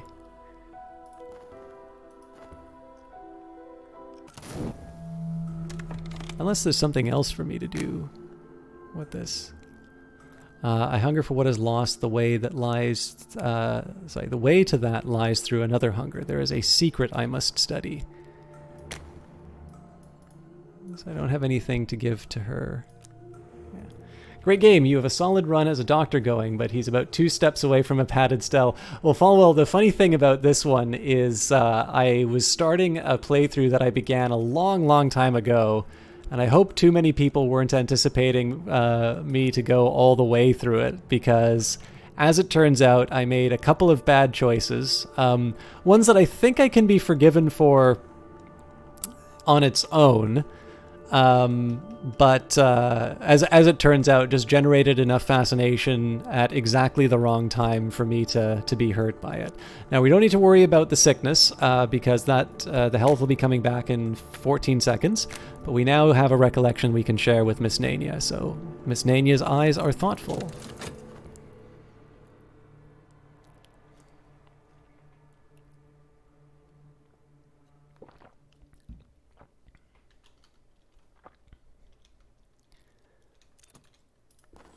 My own heart pumps more strongly today. I am refreshed, just in time to get sick. So I'll have a couple of seconds immediately after to use this expiring vitality.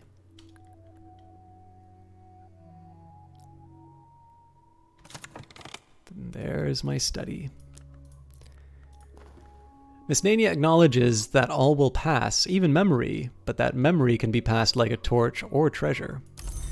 Okay, so one thing that I kind of want to do, and I seem to remember that this just created problems for me. What do we have coming up? Nothing. So I'm actually going to see what happens when I say restlessness. So seek consolation from Miss Nania. Miss Nania's eyes are kind. Miss Nania has reminded me of a book that I have not opened in years. I still have it somewhere.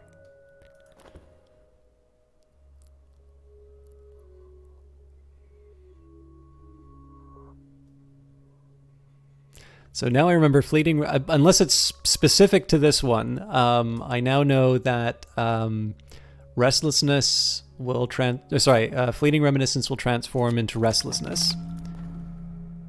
The illness has damaged my health. I'll need to rest before I'm fully recovered.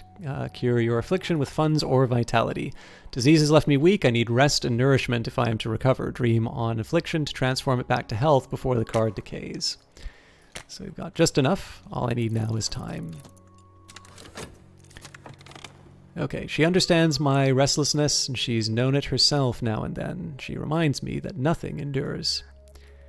So what I'm going to do here, this might be a bit dangerous, but we're going to talk with her one more time. We're going to turn this back into restlessness. And I seem to remember because restlessness doesn't actually go away, so it gives me an input into my occupation. So the top shelf of the study, Hagen and Gristwood, Funerary Customs of the Rending Mountains. I purchased this book long ago when I needed inspiration for my show. I'd found nothing of use, but I remember now the formula that they recorded. The formula sounds disagreeable, but the mention of powdered ivory speaks to me. So we have a formula elixir Zeboim. I have a secret. I have here a secret, a recipe of honey, asphodel, powdered ivory, and a mottled fungus that grows only where the dead are buried. So, and some words are spelt correctly only when the proper ink is used. A red secret, Grail 2. Okay. So, hint, a bold experiment. I need only purchase a few final ingredients, and then I can prepare the mixture. I must summon my courage to find a suitable meal. So, we need the temptation, which we have. I need taste. I need a remnant. And materials, we need to spend some money on the thing. So until we find a remnant, there's nothing that we can do about this formula. But I can exercise the body. I am abrim with vitality. If I devote some time to exercise, I'll benefit. And there's nothing else that we can do for now. I mean, if I wanted to use reason, I could always get a job at Glover & Glover, but I'm a medium. That's not why I didn't sign up for a bank job. Or insurance. I've actually heard Alexis Kennedy refer to it as an insurance firm, but I believe I've also referred to it as a bank, and then the most recent version that I heard is that it is nondescript for a reason, so it can be whatever you want it to be. Miss Nania acknowledges that all will pass, even memory, but that memory can be passed like a torch or a treasure. Okay, so I've got my precious restlessness, so we're going to use that for clandestine consultations. My reputation as a performer is ruined, but my reputation as an oracle has only begun, but the authorities have their eye on me. I can cobble together enough half-truths to satisfy my client. So one of the things that probably did me in, and this was a decision that basically happened a lot earlier. Actually, maybe I did have a fleeting memory. That's probably it. I had a fleeting reminiscence that I was kicking around with Miss Nania, and because I forgot that that was the pattern I had in place, I think that's probably why I didn't have the memories that I needed.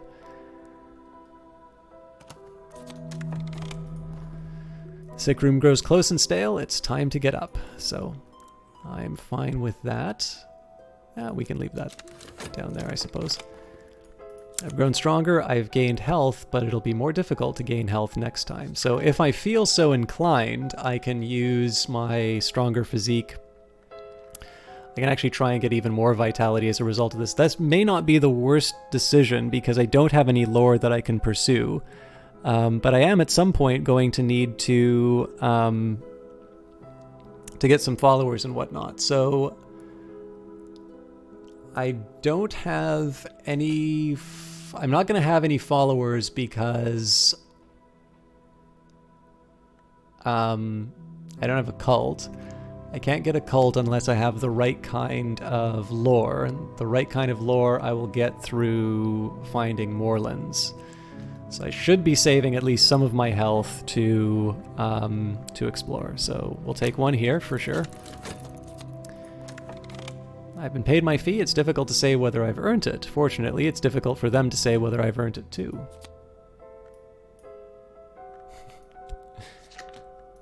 Nah, the age of getting follows on Twitch is over. If you're there and early, you're set for life. And if you're... I wound up with Mystique. That's not great. Fortunately, it'll kind of decay on its own, so... Oh, that's right, I can also paint the restlessness away, but I don't think there's an advantage to me doing that right now. So yeah, what I'm going to do here is I'm just going to try and earn some more vitality. Unskilled labor, arms of bronze. My adversary is searching questions about my activities. Okay, so I'm fatigued. I can recover that in 30 seconds. Streets strange by moonlight will be interesting, so explore the uncanny tangle of streets by the light of the moon. The streets are strange in the hour called the Minnescape. So Season of Ambitions is coming up. That's going to be sort of interesting to see what happens. I might wind up with a restlessness, I might not. If I wind up with a restlessness, then it's not a big loss for me to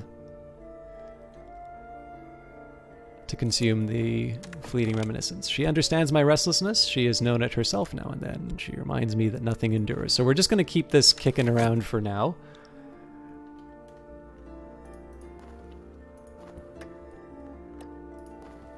My mystique has attracted this hunter's attention. They can prove nothing yet, but they'll keep looking for longer now. Okay, health is back. Visions pass me with pavane grace, a window over wood, a garden of ice, a shivering sun, a woman of glass. I will return home with reluctance. So again, we'll just keep exploring because there's not a lot that I fear right now. If I get a fascination, I've got a fleeting reminiscence for it. If I have a despair, I believe I can talk with Miss Nania and get some information about what that transforms into. So I finished early, here's my pay. So this will go straight into rest. There's the vitality that I wanted, and a little bit of money. So same story here. We're just we'll do as much as we can in terms of work. I think it's 2 lessons learned that I need, but we won't have too much trouble. What hungers drive us? What hungers drive me?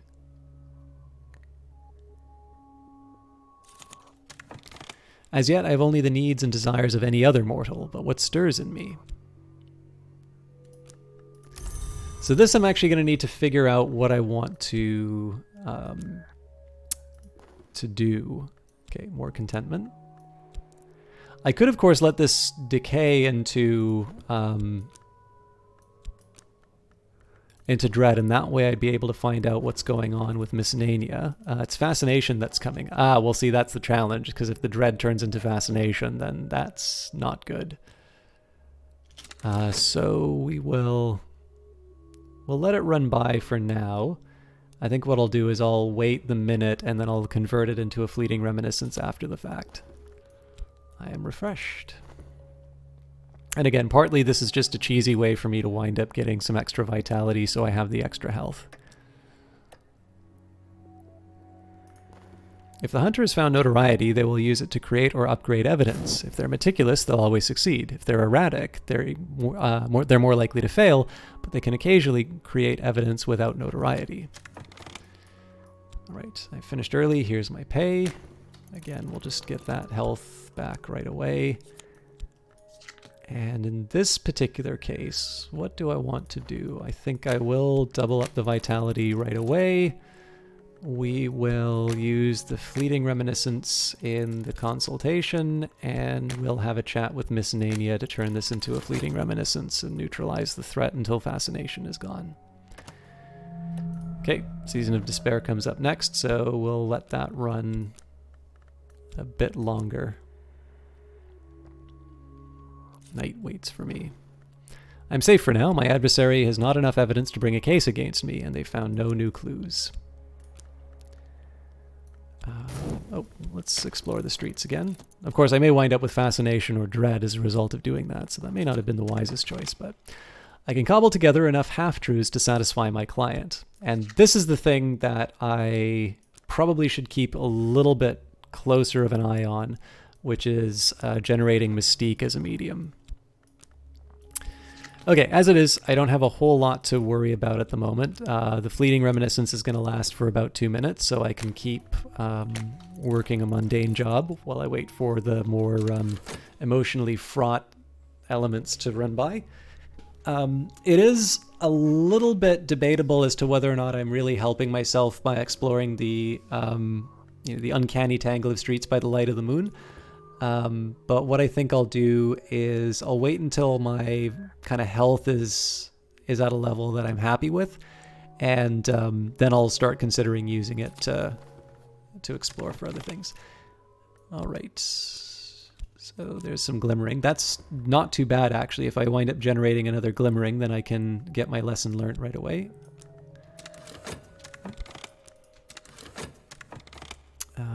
Back to Street Strange. If we get the second glimmering, then that's even better. Until then, though, let's read sentimental literature. There's really nothing that I can... Okay, another fleeting reminiscence. So I'll turn one of these into a reading. The next one I will turn into a...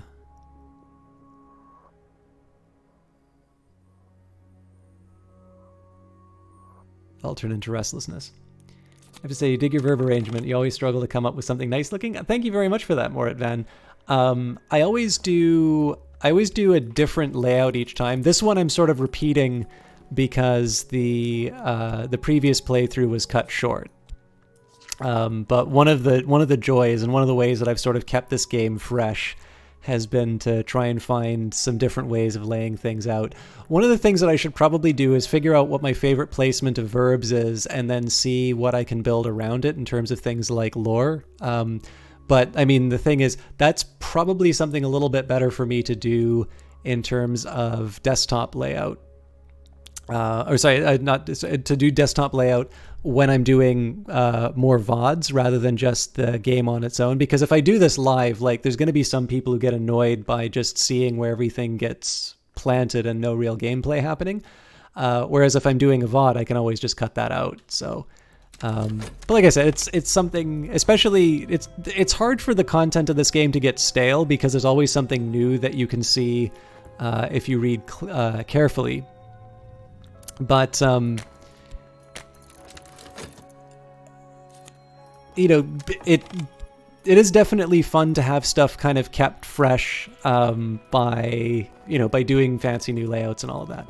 So I did waste 30 seconds because we did wind up getting a second glimmering. Of course, I couldn't have known that I was going to be getting that, so we just got lucky in terms of that. If I find something to do with the glimmering, so much the better, but if it doesn't turn out, it doesn't turn out.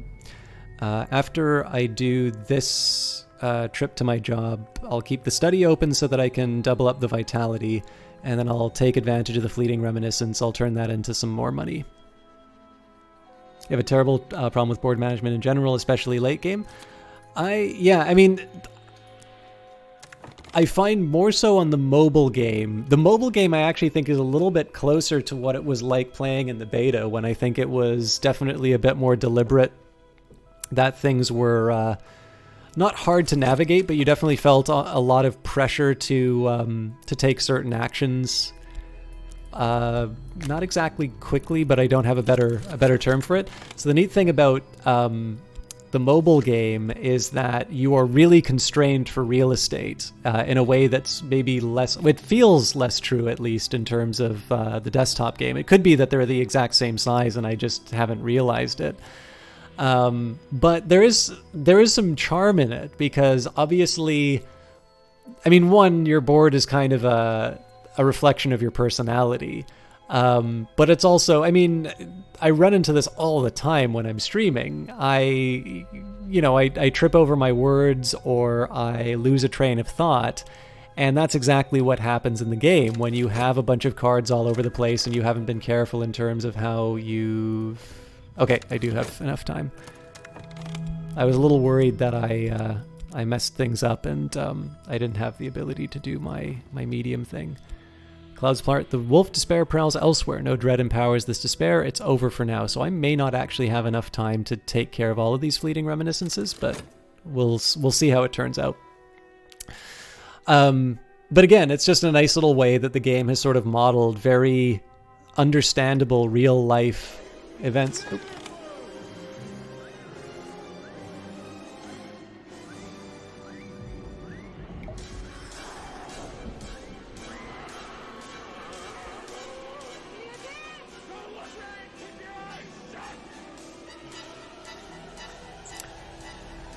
I think that video might be out of sync now. Tallman Alive, thank you very much for 6 months of continued subscription. Please feel free to spam this emote either if you're an existing streamer or you are a if you're an existing sub or a recently resubbing. The Eyes of Sin did a really wonderful job with all of these emotes, and I'm always happy to see you guys drop them in there. Thank you again, Tallman Alive. It's hard to believe it's been 6 months, but I guess it has. Twitch wouldn't lie to me, would it?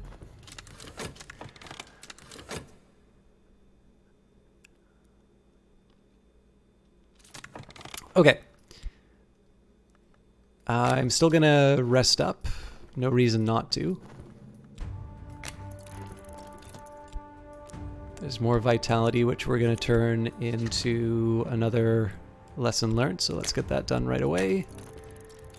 Next up, I want to use these fleeting reminiscences for money. It'll also generate mystique, but I'm not too worried about that right now. My reputation as a performer is ruined. My reputation as Oracle has only begun, but the authorities have their eye on me. I can cobble together enough half-truths to satisfy my client. So it takes 30 seconds, so we should be able to digest the fleeting reminiscences. And then if I want to keep using this restlessness, I can. I still need to make a decision about that. But either way, we shouldn't need Miss Nania right away. Okay, visions pass me with Pavane Grace, a window over a wood, a garden of ice, a shivering sun, a woman of glass. I will return home with reluctance. So this complicates things a little bit. We do have a season of visions coming up in 33 seconds, so if I want to make the move, I have to do it now.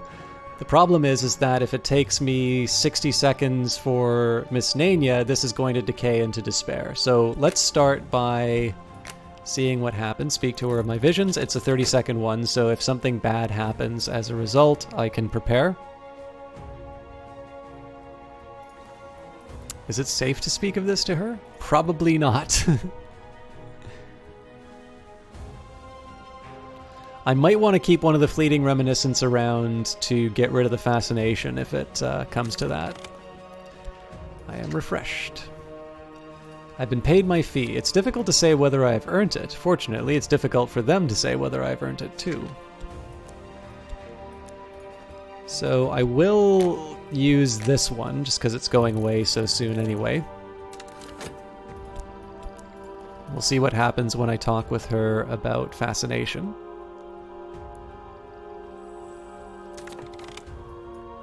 We get 2 fascination. The light here is brighter than I had realized. Colors swim beneath Miss Nania's skin, like electricity, like oil. It is very hard to look away. Alright, well that I wasn't counting on. So we're definitely going to get rid of this one right away. It's going to take 23 seconds for the restlessness to decay into dread. So what I'm going to do instead, there's going to be a risk in doing so. I'm actually going to let this fall into dread. And then I'm going to talk with Miss Nania about it. The drawback is I might wind up with something even worse or something that I can't recover. It's also likely that I'm not going to have a fleeting reminiscence. Well, no, actually, if this thing goes away, it'll turn into a fleeting reminiscence. But again, it's probably not a bad time for me to learn how all of these things work because I haven't invested a lot of time into building up my character. Okay, we've got another lesson learned, which means that we can study and exercise my body even more. I will grow stronger still. I've been paid my fee. It's difficult to say whether I've earned it. Fortunately, it's difficult for them to say whether I've earned it too. Oh, and you know what? I did make a big mistake, which was instead of boosting my stronger, I should have been using my glimmering to get a lesson learnt to advance my passion. Fortunately, I have a surplus, so I don't think that will cost me too dearly in the end. I am going to go do physical labor again, though. Okay, so first of all, dread does have aspect memory. I've seen too much. A nameless gnawing fear has its teeth in my hopes, an existential horror. So it's a season of visions again. I don't have anything to worry about. Speak to Miss Nania of my dread. Should I really share my fears with her? I do not think that she's a kindly painting. Not exactly. And then we get to dread. Ah!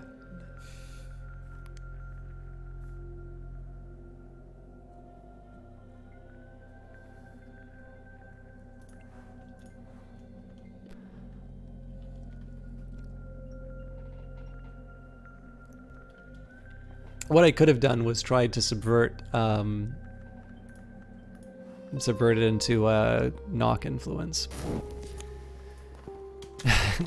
The longer I look at Miss Nania's smile, the more I am conscious of her teeth. Well, this will at least help me in terms of getting rid of the fascination, I suppose.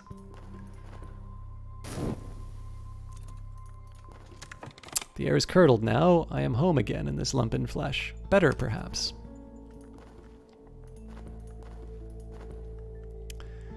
So, let's search the city. Oh, but this does have the memory. Unlike fascination does as well. So I think this still preserves it. Do I want an entry consultant? It would be good for getting money, but it would also be very good for getting a lot of notoriety, which I don't have an easy way of getting rid of right now. So I think I will pass for now. The day is done, but so am I. I've earned my pay. So again, we'll rest. Let's see what happens when I use dread. Inspiration and desperation. I can cobble together enough half-truths to satisfy my client. I almost lost my lesson learned. That'll allow me to do better paintings if I so choose. That wouldn't be a terrible thing for me to do right now either, just because I am sitting on some mystique.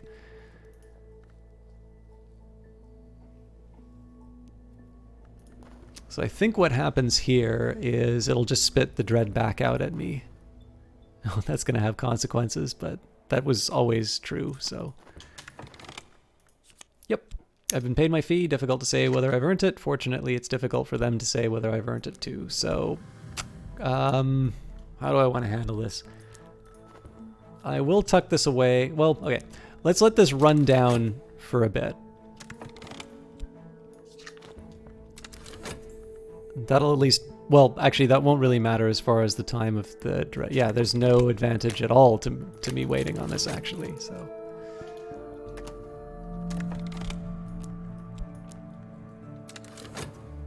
Visions abate. Shadows are shelter from light. Despair is ballast. Even misery has its uses. Each dread quells one fascination.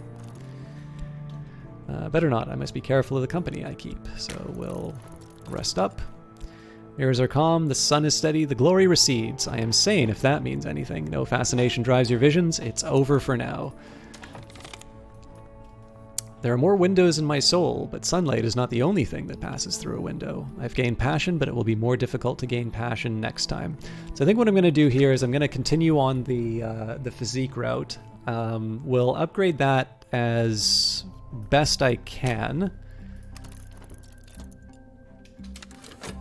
And then I can start focusing on some of my other features. I'm not going to... Oh, I was a little too slow on the draw for that, but fair enough.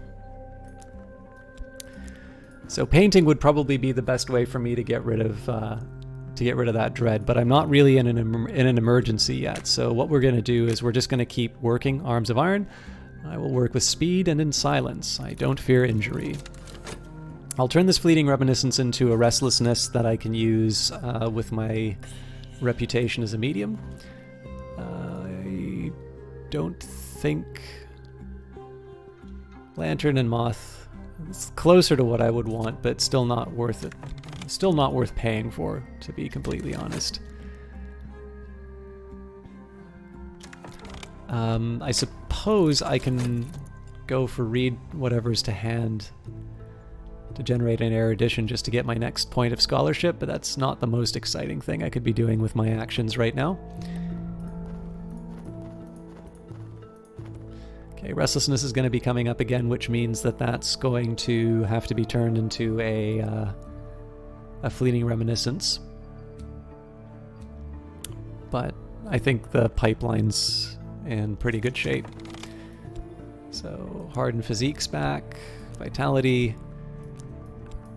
We put health in place to recover it, and we have the money. So do I want to use the fleeting reminiscence right now? I have at least one more round with the hardened physique, so I might as well do that first.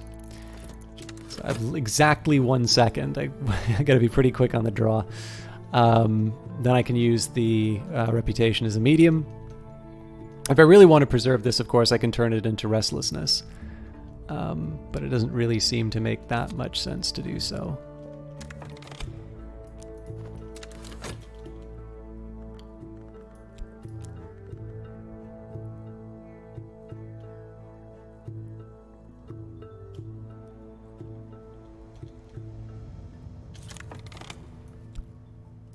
So I want to be a little careful in terms of how I'm timing all of this.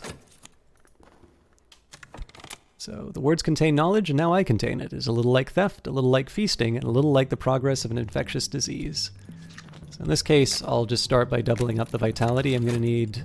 I can't remember if it was 3 or 4. 3 lessons learned.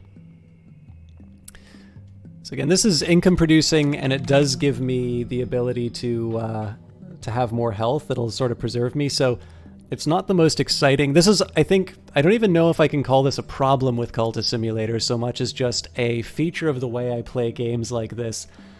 It's not even... So if a game makes it easy for me to play conservatively, I will always take it. I tend to find that if the game... So if the game rewards me for playing conservatively, I'll always do it.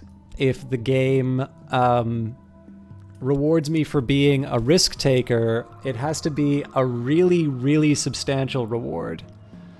And really the only thing that moves me is being punished for not being a risk taker. But even then, when I think about the way that I played Sunless Sea, I really avoided just going out into the darkness for so long because, like, well, I might lose my boat. And it took me a while to sort of realize, well, you know, the one way you're guaranteed not to make enough money to keep going is if you don't actually sort of push out and take some risks like the game sort of tells you to.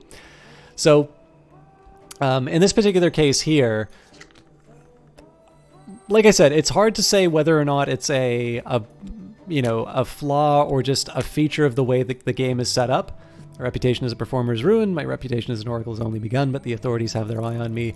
But in this particular case here, seeing as I know I'm not going to have a cult for a while, I figure I might as well go for a winter cult again, just so I can see what this special ghoul cult looks like. in this particular case here, there's really no significant disadvantage other than maybe the time that it takes to sit and do physical labor to boost my health up. And then that way I know I don't need to worry about it ever again. So the only thing that moves me is being... It's true, Eric Loftus. Even if it's embarrassing to me. Your favorite of the ending of this game is the one where you just get wrapped up in work and finally just don't do the wizard thing. I believe that was the first ending I ever got. I also knew that that was the moment that I really liked this game.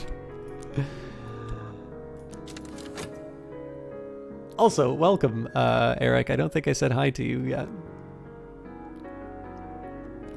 You know, the funny thing is, it seems like a very odd game to make this stretch with, but I actually think it explains why I react to real-time strategy multiplayer, particularly Command & Conquer and StarCraft. Because if you think about it, is there... Yeah, well, that's just it. Like, you know, there's every advantage. So it's not even just that... So, like, having 5 health is obviously going to give you more options. And, like, if you want to be, maybe not even cheesy, but if you really want to maximize your possibilities, you know, it gives you you can afford to get a decrepitude so that you can generate some despair if you need, or at least have the probability of generating some despair. It gives you more of a buffer so that you can afford to get sick and things like that. Obviously, there's all of those inherent benefits. But I guess one of the things for me is, as you point out, like just getting to that stat cap, it just means that that's another thing I don't need to worry about at a time when I might want to use my study verb for other things. Now, of course, the drawback to me is that it means that my progress in the game is a little bit slower, and I'm more conscious of that when I'm streaming the game than when I'm playing on my own. I actually happen to like to take my time and smell the roses in most games, as I'm pretty sure most people who watch this stuff have figured out already. But the StarCraft example I can give you is, like, I can remember the first time I did a real-time strategy game in multiplayer, and, like, I was really young when I did that. I'd love the ability to have a train verb so you don't have to keep your study clear. Absolutely, although I think that's kind of the point. Like, I definitely noticed that my explore and my study verbs really get overtime throughout the game. And I think in the end, while it's something that can even be frustrating in some cases, it's what makes it a game and it's what makes it worth playing. Because obviously, I mean, if you think even like something like Ticket to Ride, like it almost seems to be a design pillar of like Euro games. Not that this is a Euro game, but it's like, we're going to give you 3 awesome things and 1 action point every turn. And essentially the whole thing about these games is these excruciating decisions of having to pick, you know, which of your children is the favorite. But like I can remember so like, how do I play StarCraft in single player? Well, you know, I like building a nice big base. I mean, essentially, I have no idea why I don't like survival crafting games more, because they're perfect for me. I like building big bases and I like, you know, creating all of these things. That's lots of fun. And I like building my defensive positions and setting them up to, you know, to create this impenetrable fortress, and that works for me. And that's great in single-player real-time strategy games because the AI never gets upset that you win all the time. And it is exactly the thing you don't want to do in a multiplayer game. There should be a benefit to rushing because that keeps the action going. If you have 2 people turtling, not only does it become a very long game, it becomes a very tedious game because essentially what you need to do is you have 2 people who are essentially not going to make a move until there is a point of weakness. And because both of them have been creating these impregnable fortresses, neither of them are going to commit very heavily to an attack. So as much as I get... So this is why I don't play multiplayer versions of those games. In fact, you could also compare this to Dota, obviously an offshoot of the real-time strategy game, but really the thing that sort of pushed that genre forward, it seems like. Of course, like auto chess is sort of becoming the next big thing, but One of the most, I think, kind of the consensus in terms of the most disappointing international tournaments was the one where there was a very turtle-heavy meta, and it just resulted in this complete anticlimax of a final, which people seem to be kind of universally disappointed with. So, you know, in the case of Cultist Simulator, the game doesn't really, in my opinion, the game doesn't punish me enough for playing in a way that might. So when I say it keeps me from, so in a way that might not be fun, that is on the assumption that staying constantly making progress is fun. Maybe being stuck is worthwhile. I know I certainly enjoy solving the puzzles in the game, but I do sort of feel this little period that I have right now when I'm just trying to maximize stats and things like that. I'm not necessarily making any progress towards a goal. I'm really sort of putting the game on hold while I achieve certain things. And I know the long really punishes you for doing that. It's actually probably why I liked the long the Apostle ending. It's probably why I like that so much.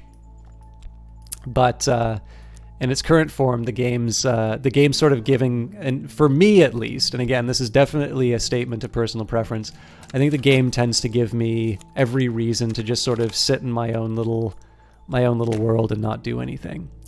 Nap to recover from fatigue. I just need a little time to recover my energies, and we've made our first step into a larger world by finding Morelands. So, the dim premises of Miss Moreland, who deals in rare and sometimes dangerous books.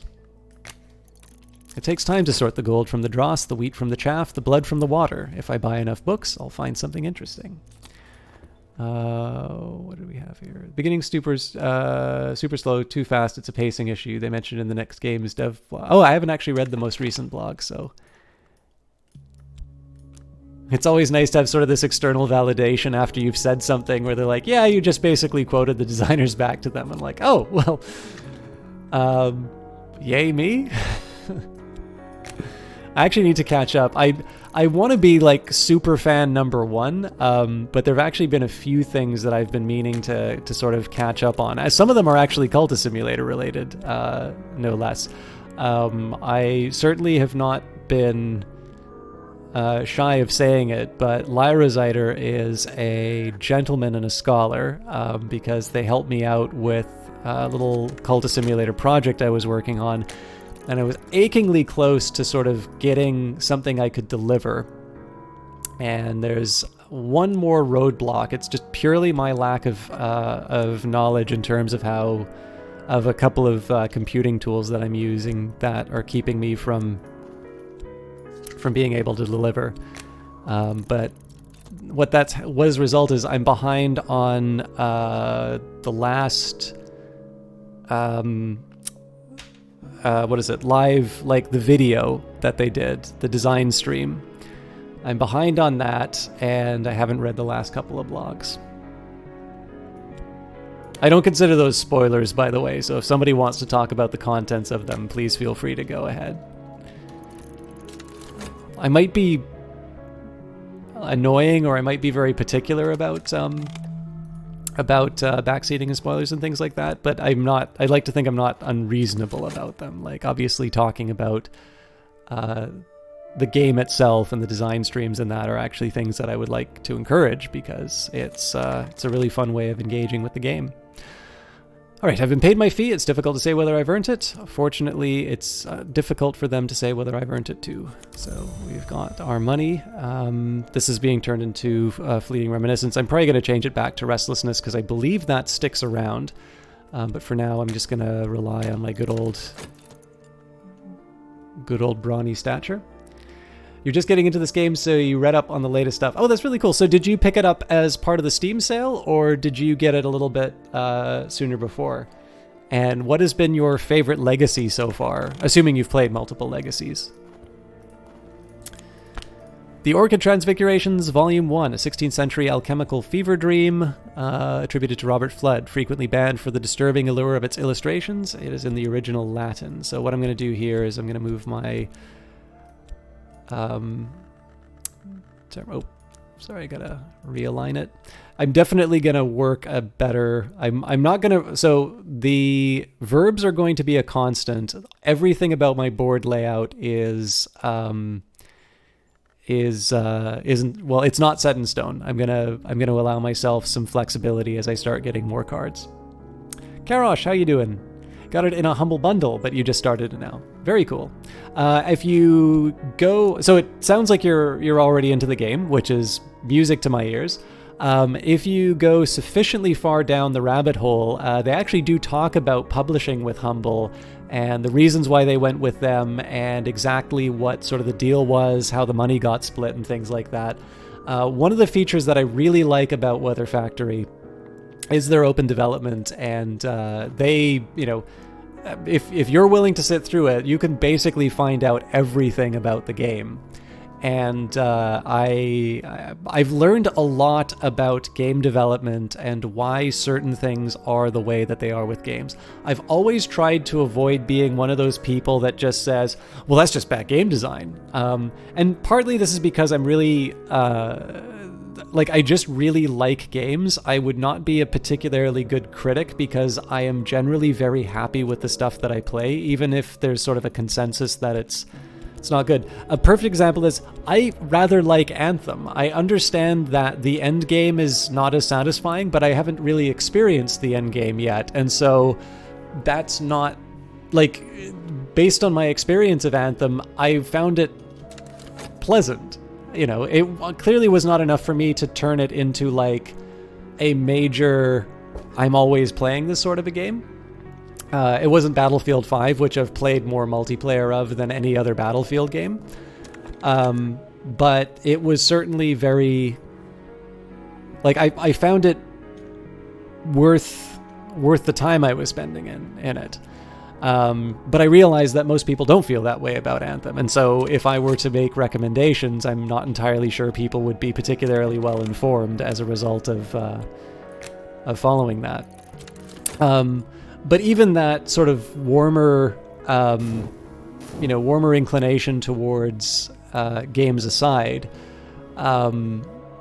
it's just really interesting to sort of see how, again, you can see this really reflected in the game itself, how obviously there are things that you want to accomplish, but you don't necessarily have the ability to. Do I want to? I think I am going to give up this vitality. It pains me to do so, but it does save me money, so...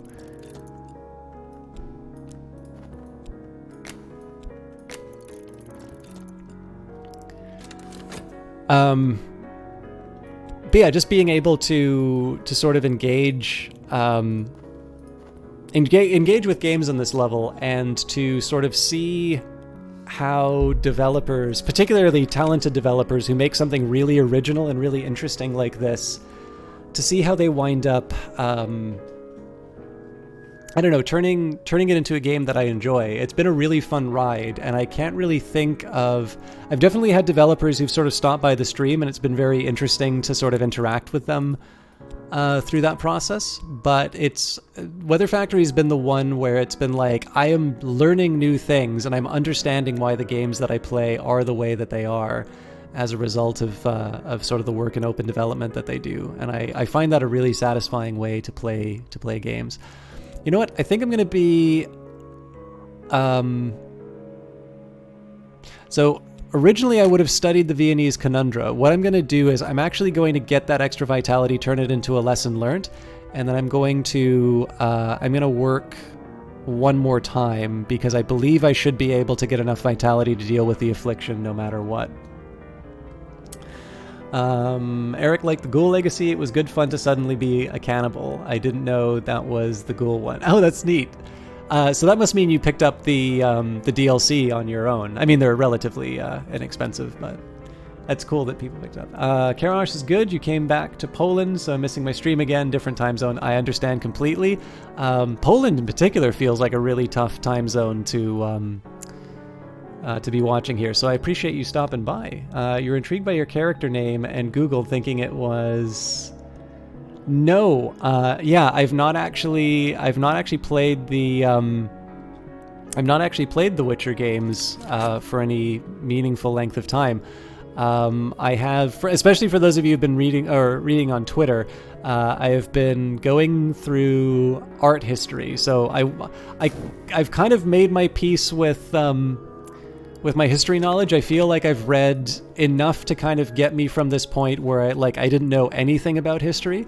And I've now sort of started to move on to try and understand art a bit better.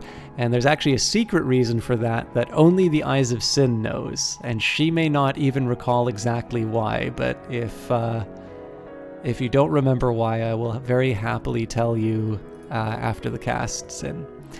But yeah, so as it happens, this is Van Eyck was a painter I rather liked, but two was one that I recently read about, and then Abraham was just that was a different choice that I made. So, but yeah, you're correct to identify that as as a reference to the painter, or a partial reference to the painter. All right, so apparently I turned this into a fleeting reminiscence probably at the time I didn't need to. So what do I want to do about that? I can't paint with lore because that will turn into notoriety, which I can't afford to get rid of. I'll buy a new book. I guess that only leaves me one option, so I'll do unskilled labor again. I mean, if I want, I can try and get my top level health, but I'm not actually going to go that far. Oh, actually, turns out I got what I needed. So Miss Nania acknowledges that all will pass, even memory, but memory can be passed like a torch or a treasure. So it turns out, now, unfortunately, this does mean I'm going to have, you know what, I don't feel very comfortable about this, so I'm going to spend 30 seconds to switch it back and forth. Oh, that actually gives me something to work with. So I'll just, I'll use the fleeting reminiscence with the work, and then I'll switch this thing back to restlessness in time for it to finish. Okay, my own heart pumps more strongly today. So I got my health back. We will now get rid of the affliction, courtesy of the Thunderskin. An introduction to the histories. The 7th century mystic and antiquarian Claude Hirschalt describes divergent incidents in 5 major histories. Okay, so let's put you up there. Actually, normally I'd put these last ones down. I'm getting a little light on money, but it doesn't hurt to keep searching for books, so it takes time to sort the gold from the dross, the wheat from the chaff, the blood from the water. If I buy enough books, I'll find something interesting. So again, I do want to found another winter cult, so in this case, I'm gonna have to be using my health to explore.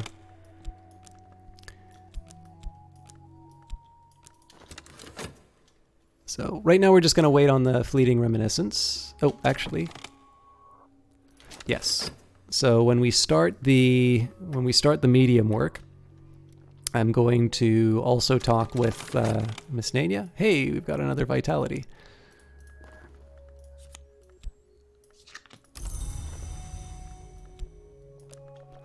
So fleeting reminiscence goes here. Clandestine consultation. I'll set this up, so in exactly 30 seconds I'll get a restlessness to keep working this this verb with. And again, if I wanted, I could just keep hammering away at the unskilled labor, but in this case here I'm content to leave it at level oh, that's right, actually I couldn't take it to level 4 because I don't have the lore for it anyway. So collection of poetry is going to be helpful. Again, that's more so when I'm ready to increase my my vivid imagination.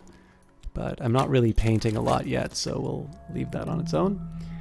Karosh says, you're really hoping that they would do a cross-save between the Android version and the PC version soon, but that's not the case, and you feel kind of lost that you have two different legacies, Apostle and the Lantern type and the Church legacy, so you left Cultist Simulator completely. That's a really interesting reaction. So it's I realize there are some ways that this can seem like standoffish, so this is more out of curiosity.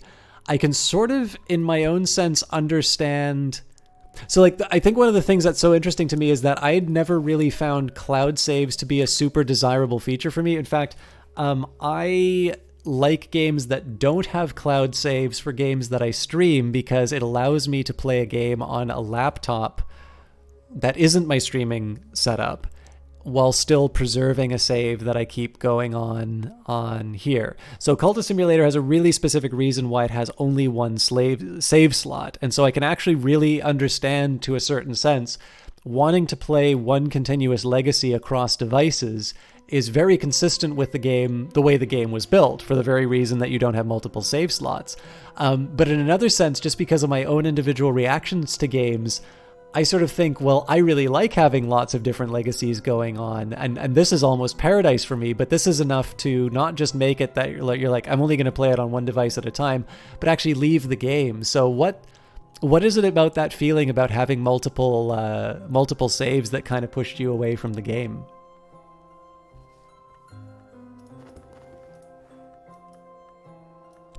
If you don't mind me asking that, I mean, obviously that's a personal preference thing that maybe you don't, but that's more of a, I'm really fascinated by thinking, like, learning about how people interact with games, kind of a question, rather than, how dare you besmirch my milady?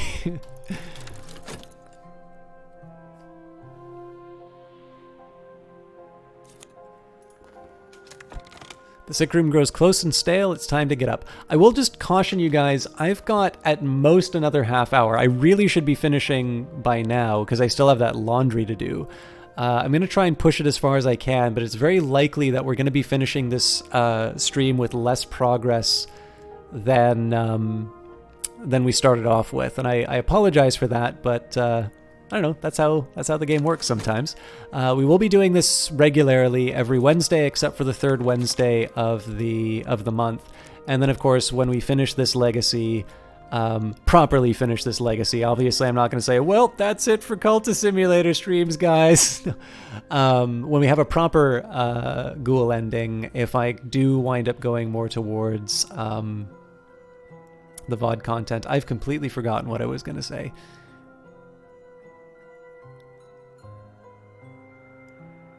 Oh, right. The third, we're going to keep carrying on at least through the Ghoul. And then, as always, the third Wednesday of the month is the one where I go to Dirty Rectangles. So I'm not able to stream then. But other than that, we will continue as usual.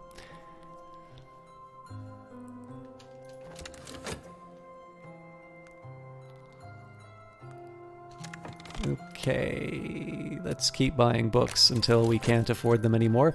I should hopefully be getting a little bit more money because if this thing's working on a 30-second timer and I've got restlessness, what this should mean is I wind up with 2 funds every cycle. Well, slightly less because obviously I'm not perfect on my pausing.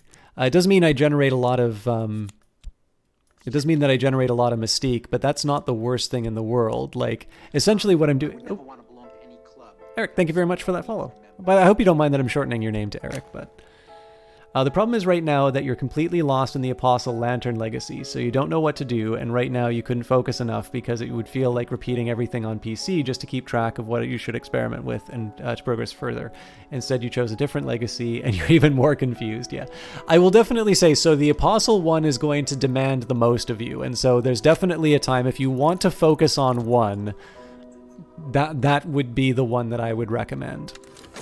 As far as getting lost on the other ones, that's the nature of the game. I just finished my priest playthrough, so I will definitely say when you get back to it, obviously that would be your PC playthrough. when you get a chance to go back to this game, I thought the priest was a very satisfying one, both in terms of sort of the original take that it provided, as well as the overall tone. It's brutal to read. I was just horrified by some of the stuff that I was reading inside of it, but it was definitely, like I said, it was a very satisfying DLC to play through. And the Apostle, I think I had the most fun playing the Apostle because it really did just take everything that you had to get through it. But it was one that I think was it's in terms of tone. By the way, I've only ever done the Grail Apostle. I should definitely do the others. But I can definitely recommend both strongly to you. But I have a lot of sympathy for where you're at, and if you get to choose, I would definitely say that the priest playthrough is the one you'd want to focus on. You actually found a different and way easier but with deeper lore point-and-click game, which you love from your childhood, called Rusty Lake. Interesting. Sorry, is that you say point-and-click? So that's that's on PC then, right? Let me just do a quick Google search. Rusty Lake, and yeah, Eric Loftus, Karash already answered, but you. He's absolutely right. That's the one that. That's the one. It's basically the new game plus.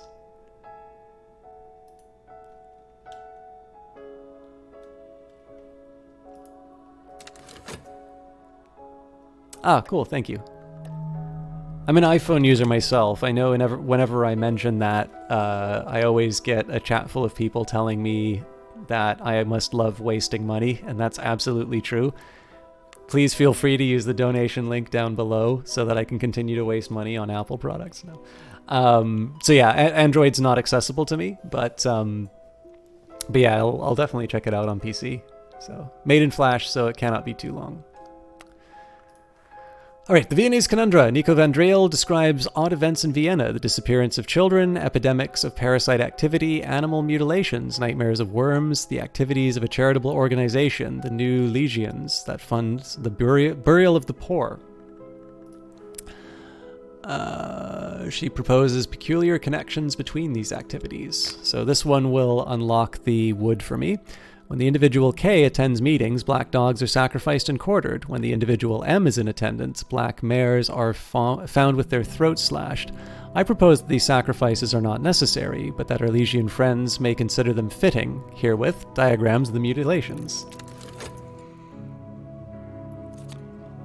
Oh, awesome. Thank you, Mosquito Controller. At least you can play a game you can't if it makes you feel better. You've been waiting for 6 ages, right like the wind, for years now.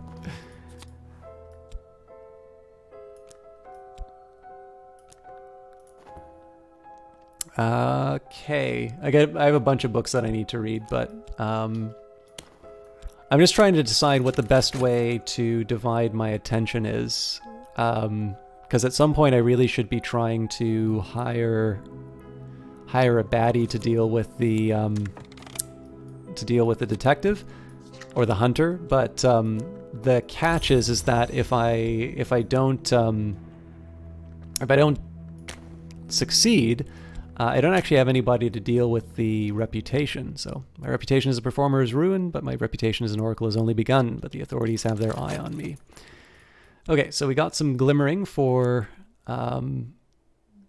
satisfying the restlessness. So I think the way that I'm going to handle this is I'm going to get my moth from study, so then we can go through, we can at least make it to the wood. I'm going to read up to a point where I get cultists who can start sort of exploring for me if I decide I want to do that. And my priority is going to be to try and take out the hunter. Of course, I can also just send followers to go and just murder people through other means, but I can kind of kill two birds with one stone if I take out the hunter. I strongly advise to try out Rusty Lake Roots. It's a really good way to get into a game. Other games made previous to Roots are too quick and might be more confused than ever. Not like you wouldn't be confused after. Oh, actually, sorry, I didn't realize there was multiple games.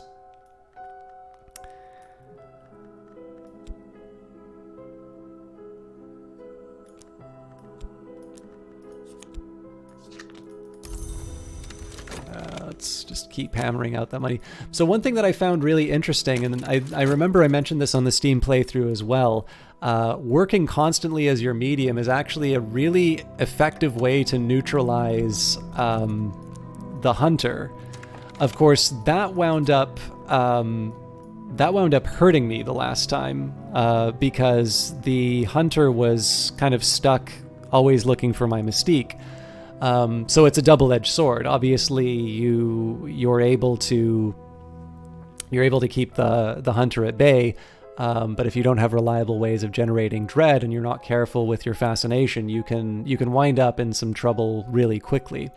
I'm rather fortunate here that Tristan Interludes is going to activate, which will get rid of the dread here. But yeah, obviously, at some point, I'm going to need to use the work for something else, but this is not a bad way to generate a decent amount of money to keep me in books. It actually kind of feels like the Ghoul gives you one of the more... Like, if you don't know what you're doing, I feel like the Ghoul can be a very challenging playthrough because it's so different from everything else. It's a little hard to try and take some of the lessons of previous playthroughs into the Ghoul.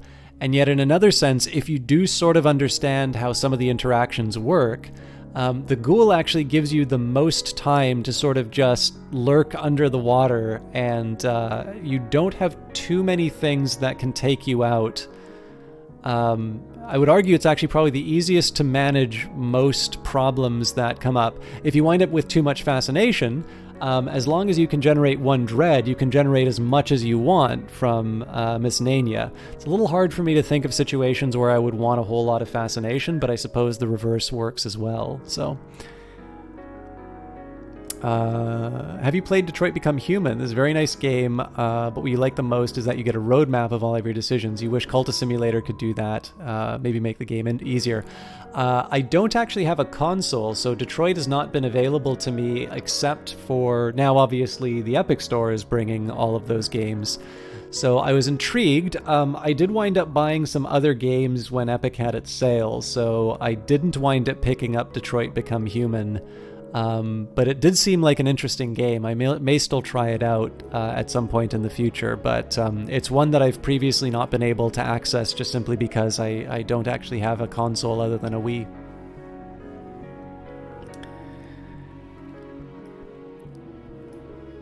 Oh, you didn't see how the previous one went through. It was actually Dreaming with Reason that killed me.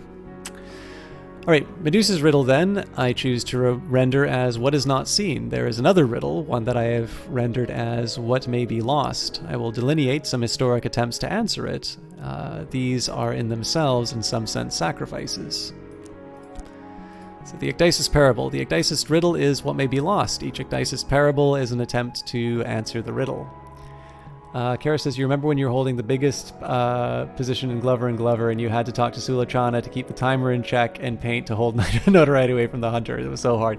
Yeah, so this is, I definitely think in terms of the Ghoul, like if you know how to do those tricks to keep your position in the board of Glover, at the board of Glover and Glover, then you're probably going to have a fairly easy time managing your reputation as a Ghoul. And in itself, it's kind of interesting, right? Because obviously if you're running around digging up graves, you do want to have some tools at your disposal to go through. So I suspect probably some of those choices, like some of those are very deliberate choices in terms of how the DLC plays. But it is definitely interesting to sort of take the knowledge from previous playthroughs and turn them into advantage inside of the this particular legacy. So, we're going to do Traveling at Night, Volume 2, The Annotated Dream Journals of Christopher Alopoli, sometimes called the only readable occultist. Literate, entertaining, bewildering. This is the second volume. So there is an extensive discussion of the similarities between Allopoly's own dreams and those of Emperor Elgabalus, who Allopoly regarded as a dupe or avatar of the sun in rags. The white is west of the world, Allopoly remarks, and winter does not wait forever. So I'm doing this mostly so I can get the winter lore. Of course, the drawback here is that I don't have anybody to talk about this with. So we'll start by speaking of esoteric matters now. We've got the Victory of Crowns, which is good news. I'm getting a little light on money, so this might be my last trip to Moorlands for a little bit. If it paid my fee, difficult to say whether I've earned it. Fortunately, it's difficult for them to say whether I've earned it too. I feel like I had a fleeting reminiscence, which was on the board somewhere. Oh no, that'll be coming after the despair, so. Oh, and I should be taking passion. I know this dream. The road crests a hilltop, and the air is silver bright. The thrice-seen way, I could cut a lock of hair before I sleep to honor the power of the wood.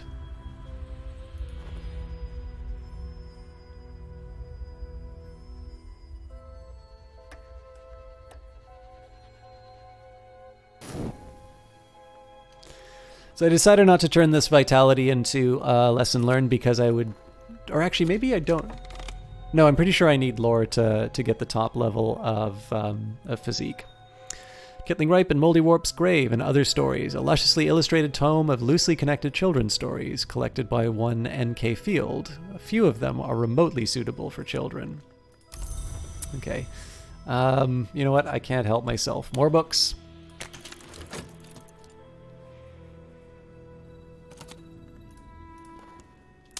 Is there something to be learned from the satisfaction of desire? Okay, let's think about my next few seconds. So I'm going to wait the 2 seconds to get... Oh, you know what? This is going to take longer than I thought.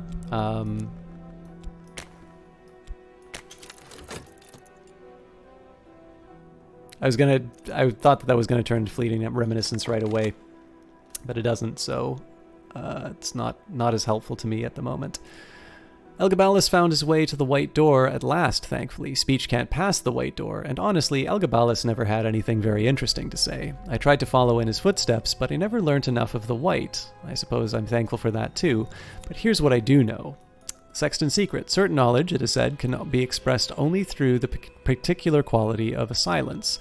It has been suggested that one can only read such knowledge with one's eyes closed, but only by mischievous commentators. Use this in a rite with a corpse, an edge aspect, and the corpse will rise. You never understood the point of different naming of the highest reason, health, passion skill. Does it actually serve any purpose? So it actually depends the last time that you've played this Karash. For the longest time, it did not. But they have reworked the way that sort of upgrading lore works. So the problem with the old study system in terms of upgrading lore was that a lot of it was very chance-based. So the optimal strategy for studying would essentially be to generate, 2 or 3 erudition, 2 or 3 glimmering, and then do your upgrading from, 2 to 4 lore or whatever.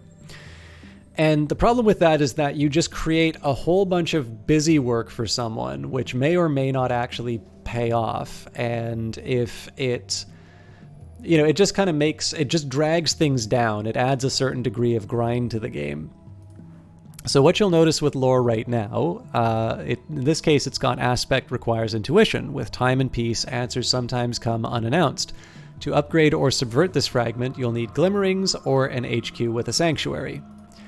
In contrast, we've got the Sexton's Secret, which requires knowledge. This is a puzzle with missing pieces. I might find those pieces in odd corners of scholarship. To upgrade or subvert this fragment, you'll need erudition or an HQ with a library. So right now, this isn't... So one thing that this does, it's a little more deterministic in terms of what you're going to need. Depending on the lore that you have, you're going to need certain, certain cards. But this isn't so different from what it was before. What you'll eventually start noticing, though, is that as you start moving up through lore, this one, it turns out, I don't have a good example. Oh, no, maybe this one will. requires illumination. Water fills the cup, light fills the mind. To upgrade or subvert this fragment, you'll need fascination, which might breed, an HQ with a library, or the rarefying mind skill. So, if you want a better chance of upgrading certain types of lore, choosing rarefying mind or any of these other aspects will ultimately allow you to have an easier time in terms of these upgrades. So if you played the game, if the last time you played the game was before the new study system was implemented, to my understanding, it didn't do anything. Now it can be used to complement your headquarters and allow you to become more effective at turning your lore into higher levels. Yeah, well, this is, the funny thing is, Karash, I still make bad decisions in this. Well, okay, obviously I still make bad decisions in this game, but there are decisions that I make in this game which are based entirely on the fact that I used to play it that, like, I used to make those decisions in the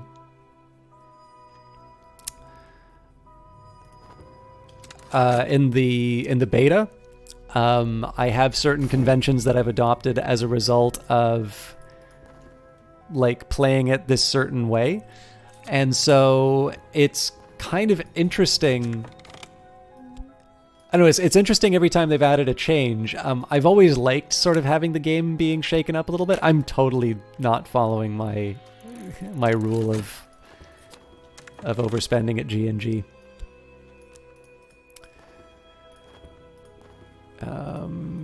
Yeah, so I just need one study in terms of passion, and we should be able to upgrade that.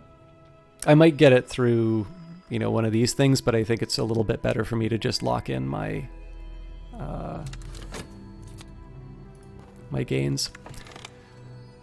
But it's a double-edged sword. In one sense, it's really fun to have new mechanics like this that sort of enrich the game. But the other thing is, again, I'm very old-fashioned, it seems, and like I insist on playing the game kind of in the original way I was familiar with, and it results in me making some really weird choices sometimes. A buzzing in the brain. Ingi rum imis nocte consumi snip snip snip. A second order influence, apparent to the perceptive, instantly recognizable to the adept. This can be used in some rates to summon minions, and some minions will leave it lingering when they are destroyed. So you've got my way to the wood. Let's put that... I'm going to put that here for now. My passion's exhausted. Now, I've got a couple of decisions that I need to make. I got my restlessness, which I need to deal with. I have a fleeting reminiscence, which is hanging around. The restlessness is going to decay. We'll see how long we have for these things. So I think I'm going to still do the medium work for this time around, because again, it's going to be another 30 seconds. I'll still have a minute on the fleeting reminiscence. We will, with the dream... See, the thing is, ideally I want to get a secondary edition, and I might get that from reading some of these books, but it's not guaranteed. Well, it's guaranteed if I knew it, but I haven't committed these things to memory. I'm getting a lesson learned. This glimmering is going to be around for almost 3 minutes. I think I'm going to study... Okay, so I study reason, that's 60 seconds. I turn that into a lesson learned, that's another 60 seconds, so that's 120. And then when I go to upgrade my erudition, I take it out. Yeah, so I have to pick. Do I want to try and go for the higher level of passion, or do I go for my extra scholarship?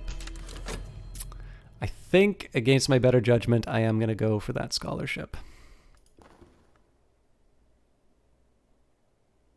You're playing a lot of Gwent back in the day, but during 2 times they changed the game completely. Everything is different. That took you off hard, but you still like to play from time to time. I played it back in the beta, but I haven't really touched it since then. So that's good to know that they've changed it.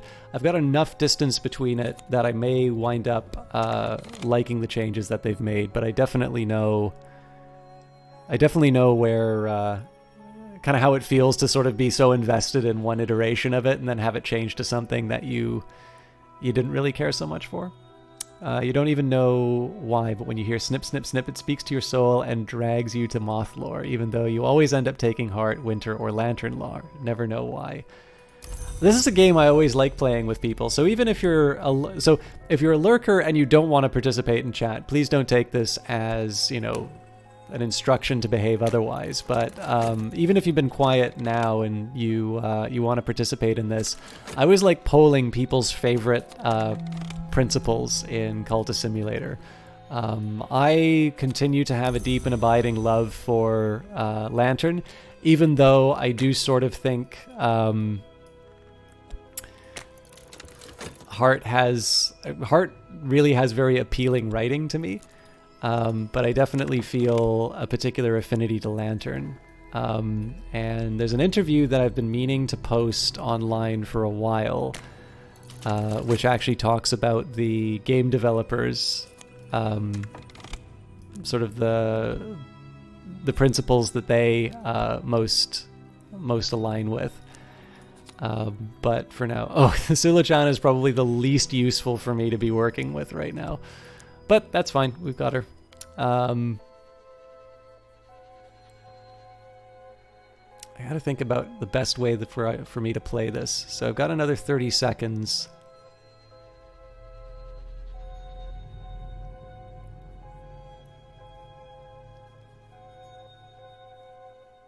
I think I know what I'm gonna do.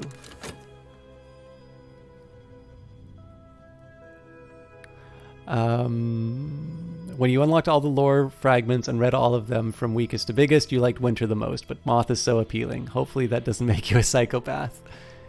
I don't think either. I think probably if you were like, Edge speaks deeply to my soul, I would probably be a little concerned, but I don't think there's anything too frightening about you being a Winter lover. Holy smokes, we have got a restlessness for days now. Okay, so I'm gonna make the most of the fleeting reminiscence. Wrapped in the King. I'll read the books as I read them in the study slot, because I notice, especially when I buy a book in one stream and actually read it in the other one, I wind up reading like books 2 or 3 times, so... Not that that's a terrible thing. I know, like, the one thing people kind of like is the voice, but I can keep the repetition to a minimum, or to a lower level.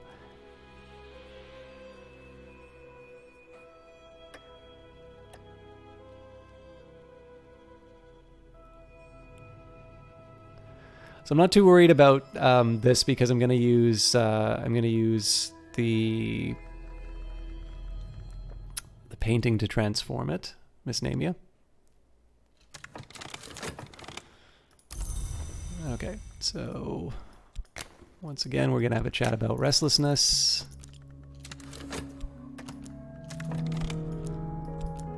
Oops.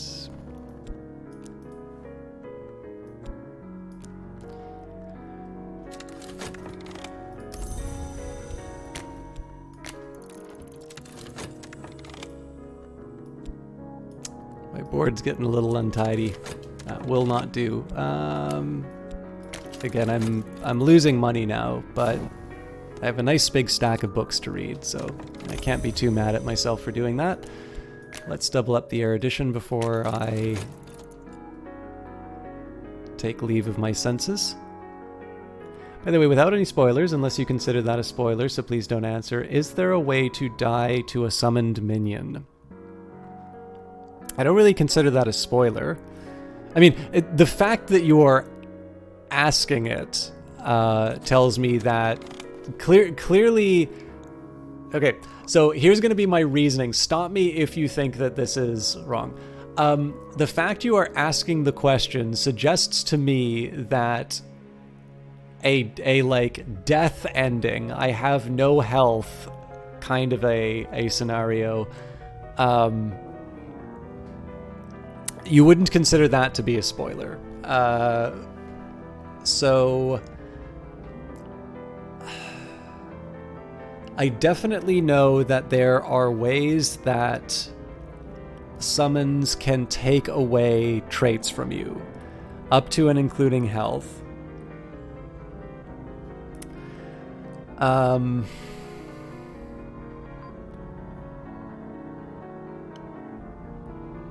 I do not think there is a way that you can directly die from a summons attack. I think the way that it damages you is it tries to consume health, and if you don't have health available for it to consume, I think it just goes and finds another target. But of course, if a summon winds up taking away something that you need for a time when like a season of sickness comes by, then obviously that will do you in. But I think the way that summons turning on you works doesn't actually generate sort of a game-ending health penalty. I think they just go and find somebody else to eat.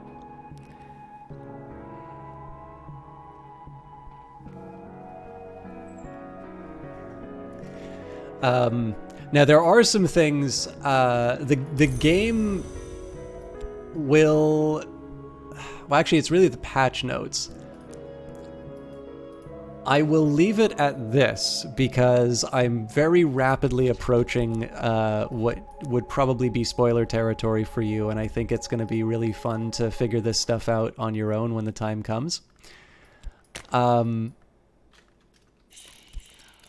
Oh, crap. I didn't mean to do that. That was supposed to be Miss Namia. Oh, well. I will say that the game does very interesting things with summons being able to take things away from you. And I will not make a general statement as to whether or not it is good or bad that that happens. I will just say that the mechanic actually has some depths to it that aren't apparent at the very beginning. And if you want to see what I mean by that, you can watch some of my previous playthroughs. I won't tell you what playthrough, because that might give away a little bit more of the secret. But if you want to see some of that stuff at play, you know, when you get a chance, and I know obviously the time zone makes it difficult, so you may not be able to ask live, but feel free to send me a message on like Twitter or Twitch or Discord or something like that, and I'll tell you which playthrough to watch. I may not be able to tell you a specific video to watch, but I think, you know, when you hop back on that horse, you'll run into it, and I found it very satisfying to sort of see how the game plays with that particular element. That was a delightful little discovery when the time came. I do have a Discord, actually, I guess. So the challenge here with Discord is that I don't do a lot to make it a very active place. Obviously, if you guys talk, I do my best to read everything. If you feel like you should have gotten a response and I haven't, feel free to tag me in it, and I'll definitely answer. But yeah, the catch is that I'm really bad at maintaining this sort of stuff. So if you guys do want to join the Discord, feel free to click on that link there. And if you'd like to, you know, create more activity, I realize that as sort of the host, it's my responsibility to do that. But you know, don't let the lack of activity turn you off from participating. I'm sure even more people would enjoy being able to interact with. I'll say, I think particularly Tall Man Alive is probably a little let down by the fact I don't talk about Lovecraft more. And this is just more lack of familiarity more than anything. But I think being able to... so I suspect that's going to be another restlessness for me to deal with, which is fine. That just means that I can convert this one 29 seconds. It'll be 2. It's going to be tight, but we should be able to manage it. But yeah, I definitely know that some of you folks are a little more attuned to that topic than I am, and it would definitely help me a lot more if there are people who are a bit more educated on some of these subjects than I am, because like this is the thing, I've been in enough like econ seminars to like fake it. I'm sure I'd be able to sort of dance around a topic and at least convey sort of enough of a superficial understanding to seem like I've read this stuff, but I can't imagine that that's a particularly edifying conversation for people to take part in. So obviously a little bit more activity inside a Discord will mean that people of similar interests will probably have a bit more to talk about, because I'm a very boring person, all told. Scholarship. I'm flush with clever quotations, but I do know clever quotations. All right. I've got like 1 minute. So what am I going to do with my study verbs now? I can still make an effort to improve my passion if I so choose. Okay, let me think this through. So I'm going to need 2 passion. Okay, so 2 passion is going to be 60 seconds. Then turning them into a lesson learned is going to be another 60, which means that I'm going to need 180 seconds, even if I do it perfectly. So I think I'm just going to let this one tick its way down. I might have another opportunity to change that to something else, but I think for now we're gonna let this die. And I'm just going to read books in order at this point. So The Locksmith's Dream, Portions and Proportions, the second volume of Teresa Gallmer's examination into the parallels of the parallels in the mystic dreams of artisans. The frontispiece has been slashed with a razor. In this volume, Gallmer records fewer dreams and explicates more on her own elaborate theories. We see again and again what is below can't escape what's above. Oh, this is volume 2. My bad. So again, I feel a little bad that I blew it on the previous playthrough, but that's fine. Like I said, it does give me an opportunity to try and see more of the breadcrumbs that the game is laying out for me. And we'll take it. Oh, you know what? Nope, this is fine. We'll be able to manage all of these. This restlessness is going to be a little low for my tastes, but I have other ways of working with that. So we take Miss Nania. We'll convert this into a fleeting reminiscence. And what I might do...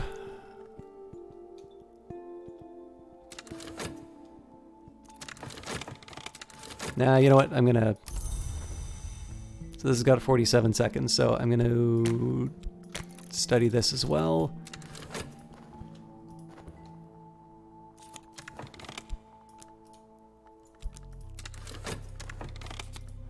Another traveling at night. That one will probably get me an erudition.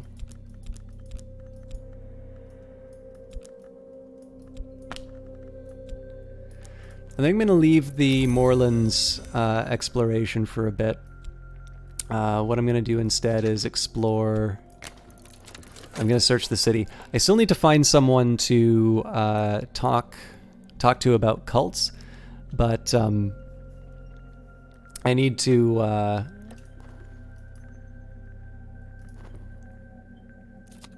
I kind of need to deal with all of this restlessness first. So, Oriflammes. Oriflammes specializes in curios, perfumes, taxidermy, specimens, and rare texts. It operates from a cramped new premises now since the destruction of the old by an unexplained fire. Okay. The other thing I've been neglecting is I've been able to go through the wood, but I haven't been taking advantage of it, so that's my my challenge. You can post you a link to Rusty Lake on Discord, by all means. I don't really... The only limits that I really have as far as links and stuff like that are... like, it's basically the exercise common sense. You know, if you decide to, you know, provide a link to some white supremacist website, it is very easy for me to remove that and you... And it probably is easier for me to remove that than it is to explain why, you know, racism is not the done thing. But like, if it's like, hey, this is a game I'm really interested in, even if it's a game I don't particularly care for, it's probably better that people be able to. I did not know What?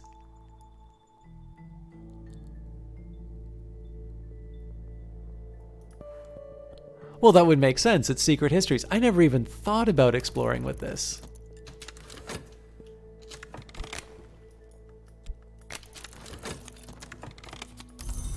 Of course, locked up an ability to make money, so I suppose here I'll just... once again, I put my strength to use. This is kind of neat. I want to see how this turns out. The finest artisans all dream of the white door in the end. I'm no artisan, only a scholar. I think there's a secret that all these artisans know, but I think that secret is only half the story. Locksmith's secret. Sooner or later, every locksmith has the dream. Now we recite its 7 phases. Okay, so if I want to upgrade my erudition, I can. I would need to. I still think it's better for me to read these books just so I have some lore to play with. So, the Skeleton Songs, poems of greedy delight composed by the possibly pseudonymous Arbella Dusk, the rumored heiress turned madam turned poetess. Anyways, yeah, sorry, Karash, that probably wasn't a straight answer to your question. Feel free to link whatever you want. Please use good judgment. Obviously, there are things that, for this applies for everyone. There are things that are probably best left private in terms of links, but those should be probably reasonably well known. If you think it's borderline, I am never going to be mad for somebody asking. And to give you an idea in terms of what I tolerate, like, unless it's the only thing that somebody said, like, so the only time I've been mad about people even posting links in chat, like, while the stream is going on, I know there are some streamers who get really mad about, like, why are you posting other content while I'm streaming? That's distracting people from my stuff. And I'll admit, right? Obviously, this whole thing is an attention economy. It is advantageous to me if more people are watching my stuff rather than watching somewhere else. But the fact of the matter is, I know a lot of people do like sharing that kind of stuff, and as long as it is not actively soliciting people to get out of my broadcast, I'm generally okay with it. The only time I really have a problem with it is the overt, like, hey, my friend is streaming right now, can you all go support them? And even then, if you're somebody who's been a regular, I don't particularly mind that in certain circumstances. It's quite literally had to be like, oh, it's the first time this person's ever said something in chat, and they're saying, why are you watching this jackass? There's some other guy who's playing Call of Duty. That's really the only like time I've had to draw a line. Then of course there's the people like, linking to stuff that like blasts out your ears and all of that. But anyways, when you use Reddit, Twitch, or Discord, you don't talk politics or philosophy. You don't trust enough who's on the other side. It's not that you're not trying to hurt anyone's feelings. You might not be from the same country the other person is and don't quite get what the person is trying to say to you because we all build by our experience and different countries give different experiences. Well, welcome to the internet. Yeah, I mean, I actually don't have the don't talk about politics or religion rule. I don't even think that you necessarily have to agree on a lot of these topics, but I do ask that people be heard. The times that I get particularly frustrated are when I'm basically hearing the same, like, lame quote that everybody else is giving about a thing. I definitely value sort of original thought or just not a repetition of an existing discourse. But the time that it really gets to me is when it's sort of an argument in bad faith. So, concern trolling is really annoying, or, oh, I'm just asking questions when, of course, that's not the intention, or, willfully misinterpreting a, position. That sort of stuff bothers me more, and it's largely because, obviously, I mean, as I am right now, I'm basically at the end of the stream, so this is kind of free talk time for myself.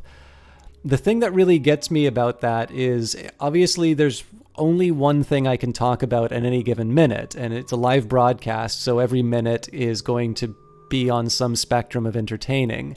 And if I spend some time covering a certain topic and it winds up being on another party that's maybe not necessarily engaging with the most honest of intentions, or it's sort of being spent on like, well, I'm just kind of using this as a, opportunity to exercise my debating skill, and, it doesn't really matter if you're trying to do a stream or not. I'm gonna, I just want to draw this thing out. I become more frustrated by that just because it tends to feel like I have lessened the broadcast in order to serve the interests of one person. If it's a genuine disagreement and it's sort of a, look, this is what I actually think on this thing, and I can't agree with your position, I think there's a lot of value in that. I mean, and again, this partly comes from the fact that I have been in a lot of seminars and I've needed to defend my views in the seminar, and often the papers have gotten better having to engage with people who are not necessarily the most well disposed to the argument that I've just made. But obviously it's the difference between, raising a counterpoint in the interest of, becoming more informed. And then there's just like, CD Projekt Red should own every franchise I ever love because they made The Witcher and I like The Witcher, and, EA something loot box. Like, who has not heard this view at this point? Like, I don't really feel that requires a sustained engagement, but it definitely is one that gets said a whole lot. So, in Arbella's introduction, she explains that the book was to be illustrated, but that the Suppression Bureau would not permit it. She hints that the illustration still exists somewhere. This book is dedicated to Sir Parsifal of the Red Cup. There are a lot of words that when you use in Poland, people won't get offended by, but if you hear in another country or hear that from a person in a country other than Poland, it might be considered weird, to say the least. And it's hard to defend your argument when most people nowadays think that it's actually an attack on them instead of a defense of your point of view. That's very true. I mean, it's one of the reasons why I try to do that. I think this might be a decent place to wrap it up. So this is going to turn into Fleeting Reminiscence. I'm okay with that. This is going to turn into Fleeting Reminiscence. I'm okay with that. Yes, I've actually stabled out to a point where...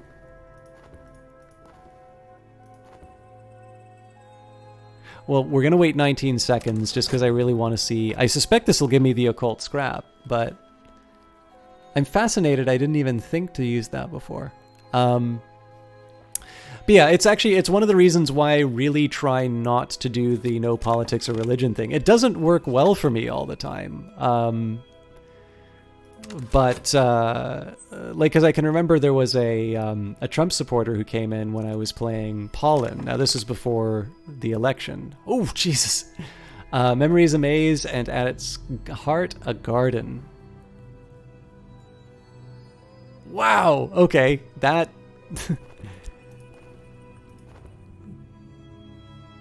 that didn't work. I'll have a way of dealing with it soon, though, so...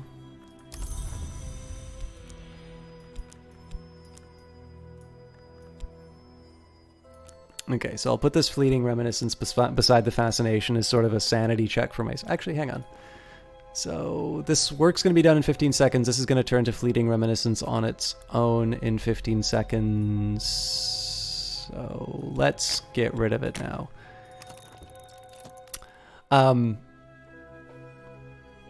But yeah, so the challenge with that, so, definitely there were some people who were a bit nasty to them at the beginning, but it's the same rule for everyone. It's like you can usually say nasty things about me because I have the bully pulpit and the ability to ban you.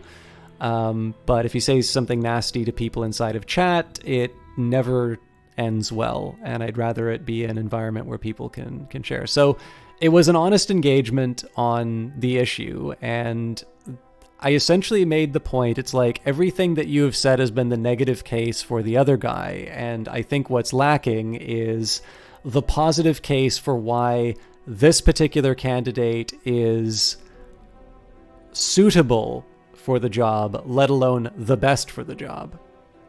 And I think it was the first time that they'd heard that, because immediately afterwards the answer was, well, you're Canadian. Oh no, Johnny Big Time, I'm just wrapping up. I was going to host you. Well, I'll give you guys, I'll wrap it up with Mr. Big Time. But yeah, immediately what I heard afterwards, like, well, you're Canadian, so why do you have an opinion on this? And I'm like, well, it's the largest trading partner, with Canada. What happens in the United States has quite a bit to do with what happens in my own country.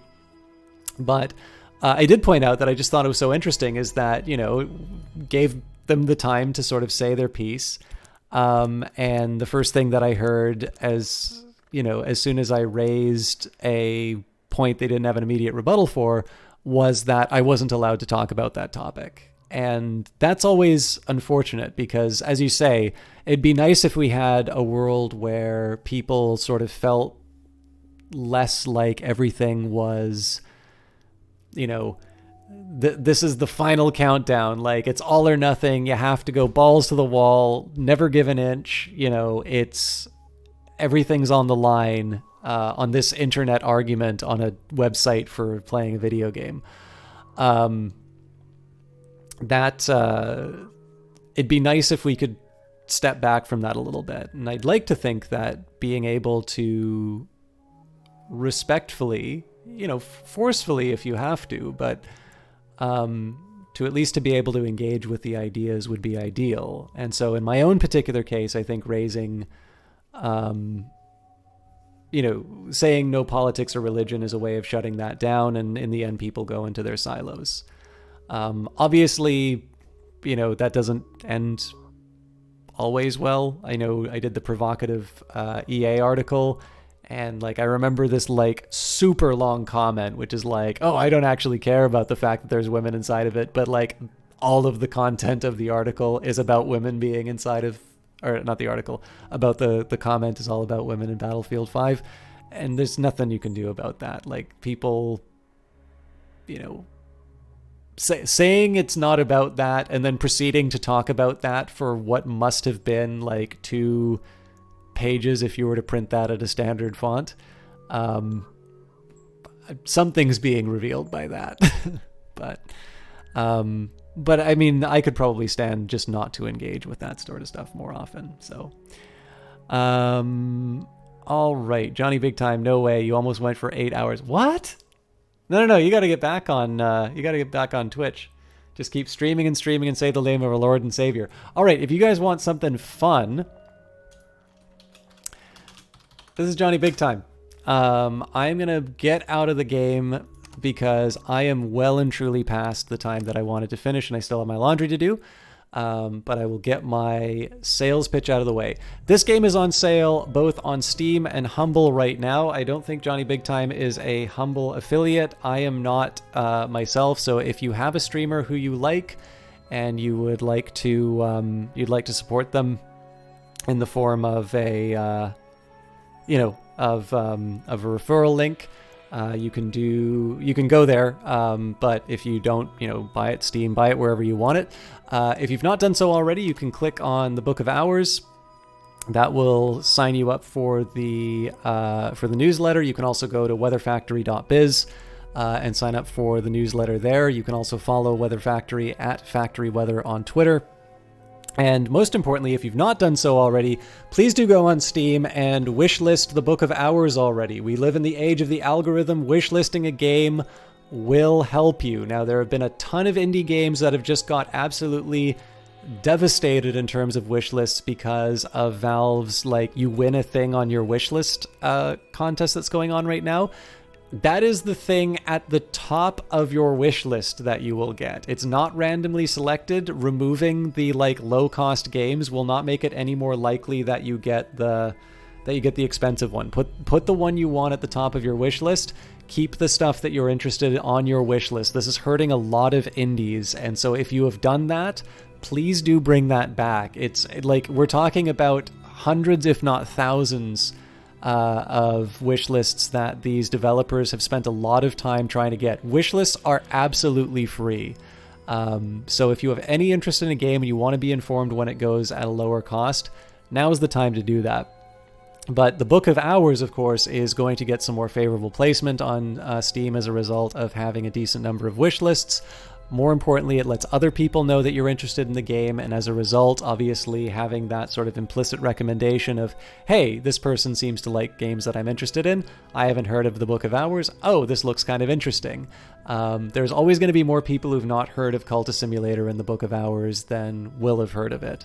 And so these are very small and free ways that you can wind up supporting these wonderful games. And of course, if the DLC isn't on sale, but I mean, it's $3 Canadian. I don't know exactly what kind of a sale you're waiting for. You can get half a coffee if it goes 50% off at some point.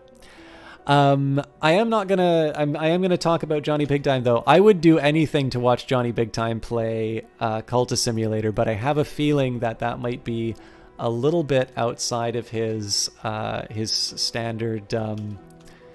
His standard viewing.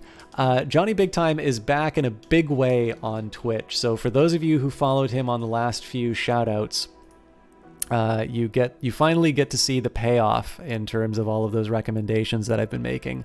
But I am going to take a minute here and share. He is the most clippable streamer in the world. I actually really wanted to show this wheel that he was spinning because he has a great music choice for it, but I'm really worried that the VOD is going to get silenced by me having that music playing. So what I think I'm going to do... Oh, you know what? Nah, that's too long of a video. I just need to find a really good... Oh, I know what I'm going to show you.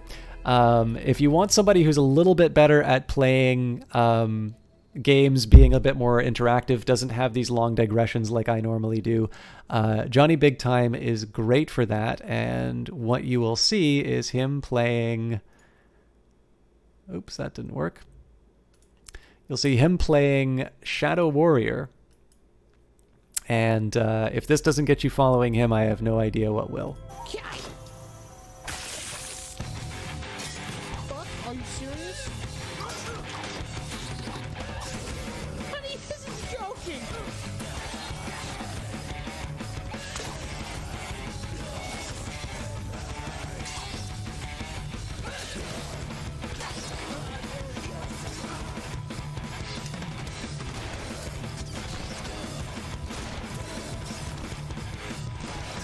Jesus Christ!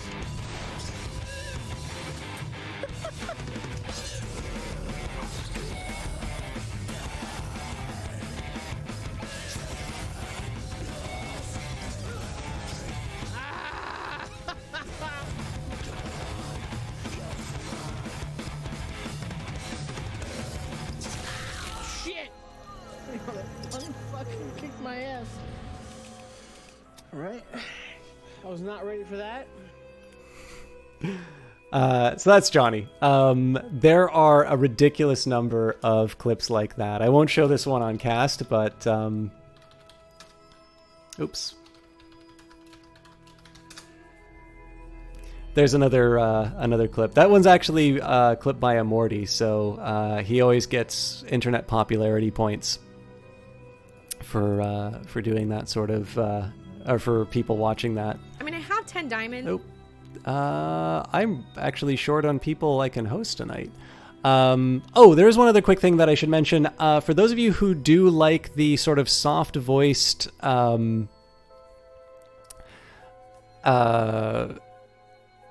Surviving Mars casts, I do have another episode of those ready to go. That will be going live at 7 o'clock tomorrow, but the higher quality video will be on YouTube. That comes online at the same time. I can't promise that I'm going to have a video like that every week, but I'm going to do my best to do that. So if you do like the Surviving Mars streams, or you just want something to listen to as you go to bed, that'll be coming on tomorrow. Friday, I'll probably be back to Darkest Dungeon. There weren't a lot of people watching Night Team 4 last time. It doesn't mean I won't stream it again, but I think there's probably going to be a little bit more hunger for Darkest Dungeon. So I'll probably do that, but no promises. Twitter will always be the place to find that out. And time to work for me. You've been saying goodbye for 30 minutes now. Yeah, I know, and I'm really bad for this, Karash. So I hope you have a good time. I hope we get a chance to see you again. But I completely get that the time zone is a bit wacky now. So no hard feelings if you don't. Feel free to keep in touch on Discord if you so choose. And as for the rest of you, I think I'm going to do a host of Kilgore Trout. So Kilgore Trout is playing a game called The Fortress of Dr. Radikai. I've never heard of this game, but Kilgore always has some interesting classics to play. It's always an interesting time to watch it. He probably is also getting close to doing like box and movie hype if he hasn't already done it. So this is where he shows off a bunch of classic games that he owns, as well as some of the movies that he enjoys. So Kilgore is definitely a fellow Canadian, fun guy to watch. Hope you guys enjoy it. And for those of you who want to listen to a recording of me with a soft voice, that will be available tomorrow at 7. For those of you who prefer the live experience, see you Friday, roughly around that time. Thank you for watching, and we'll see you then.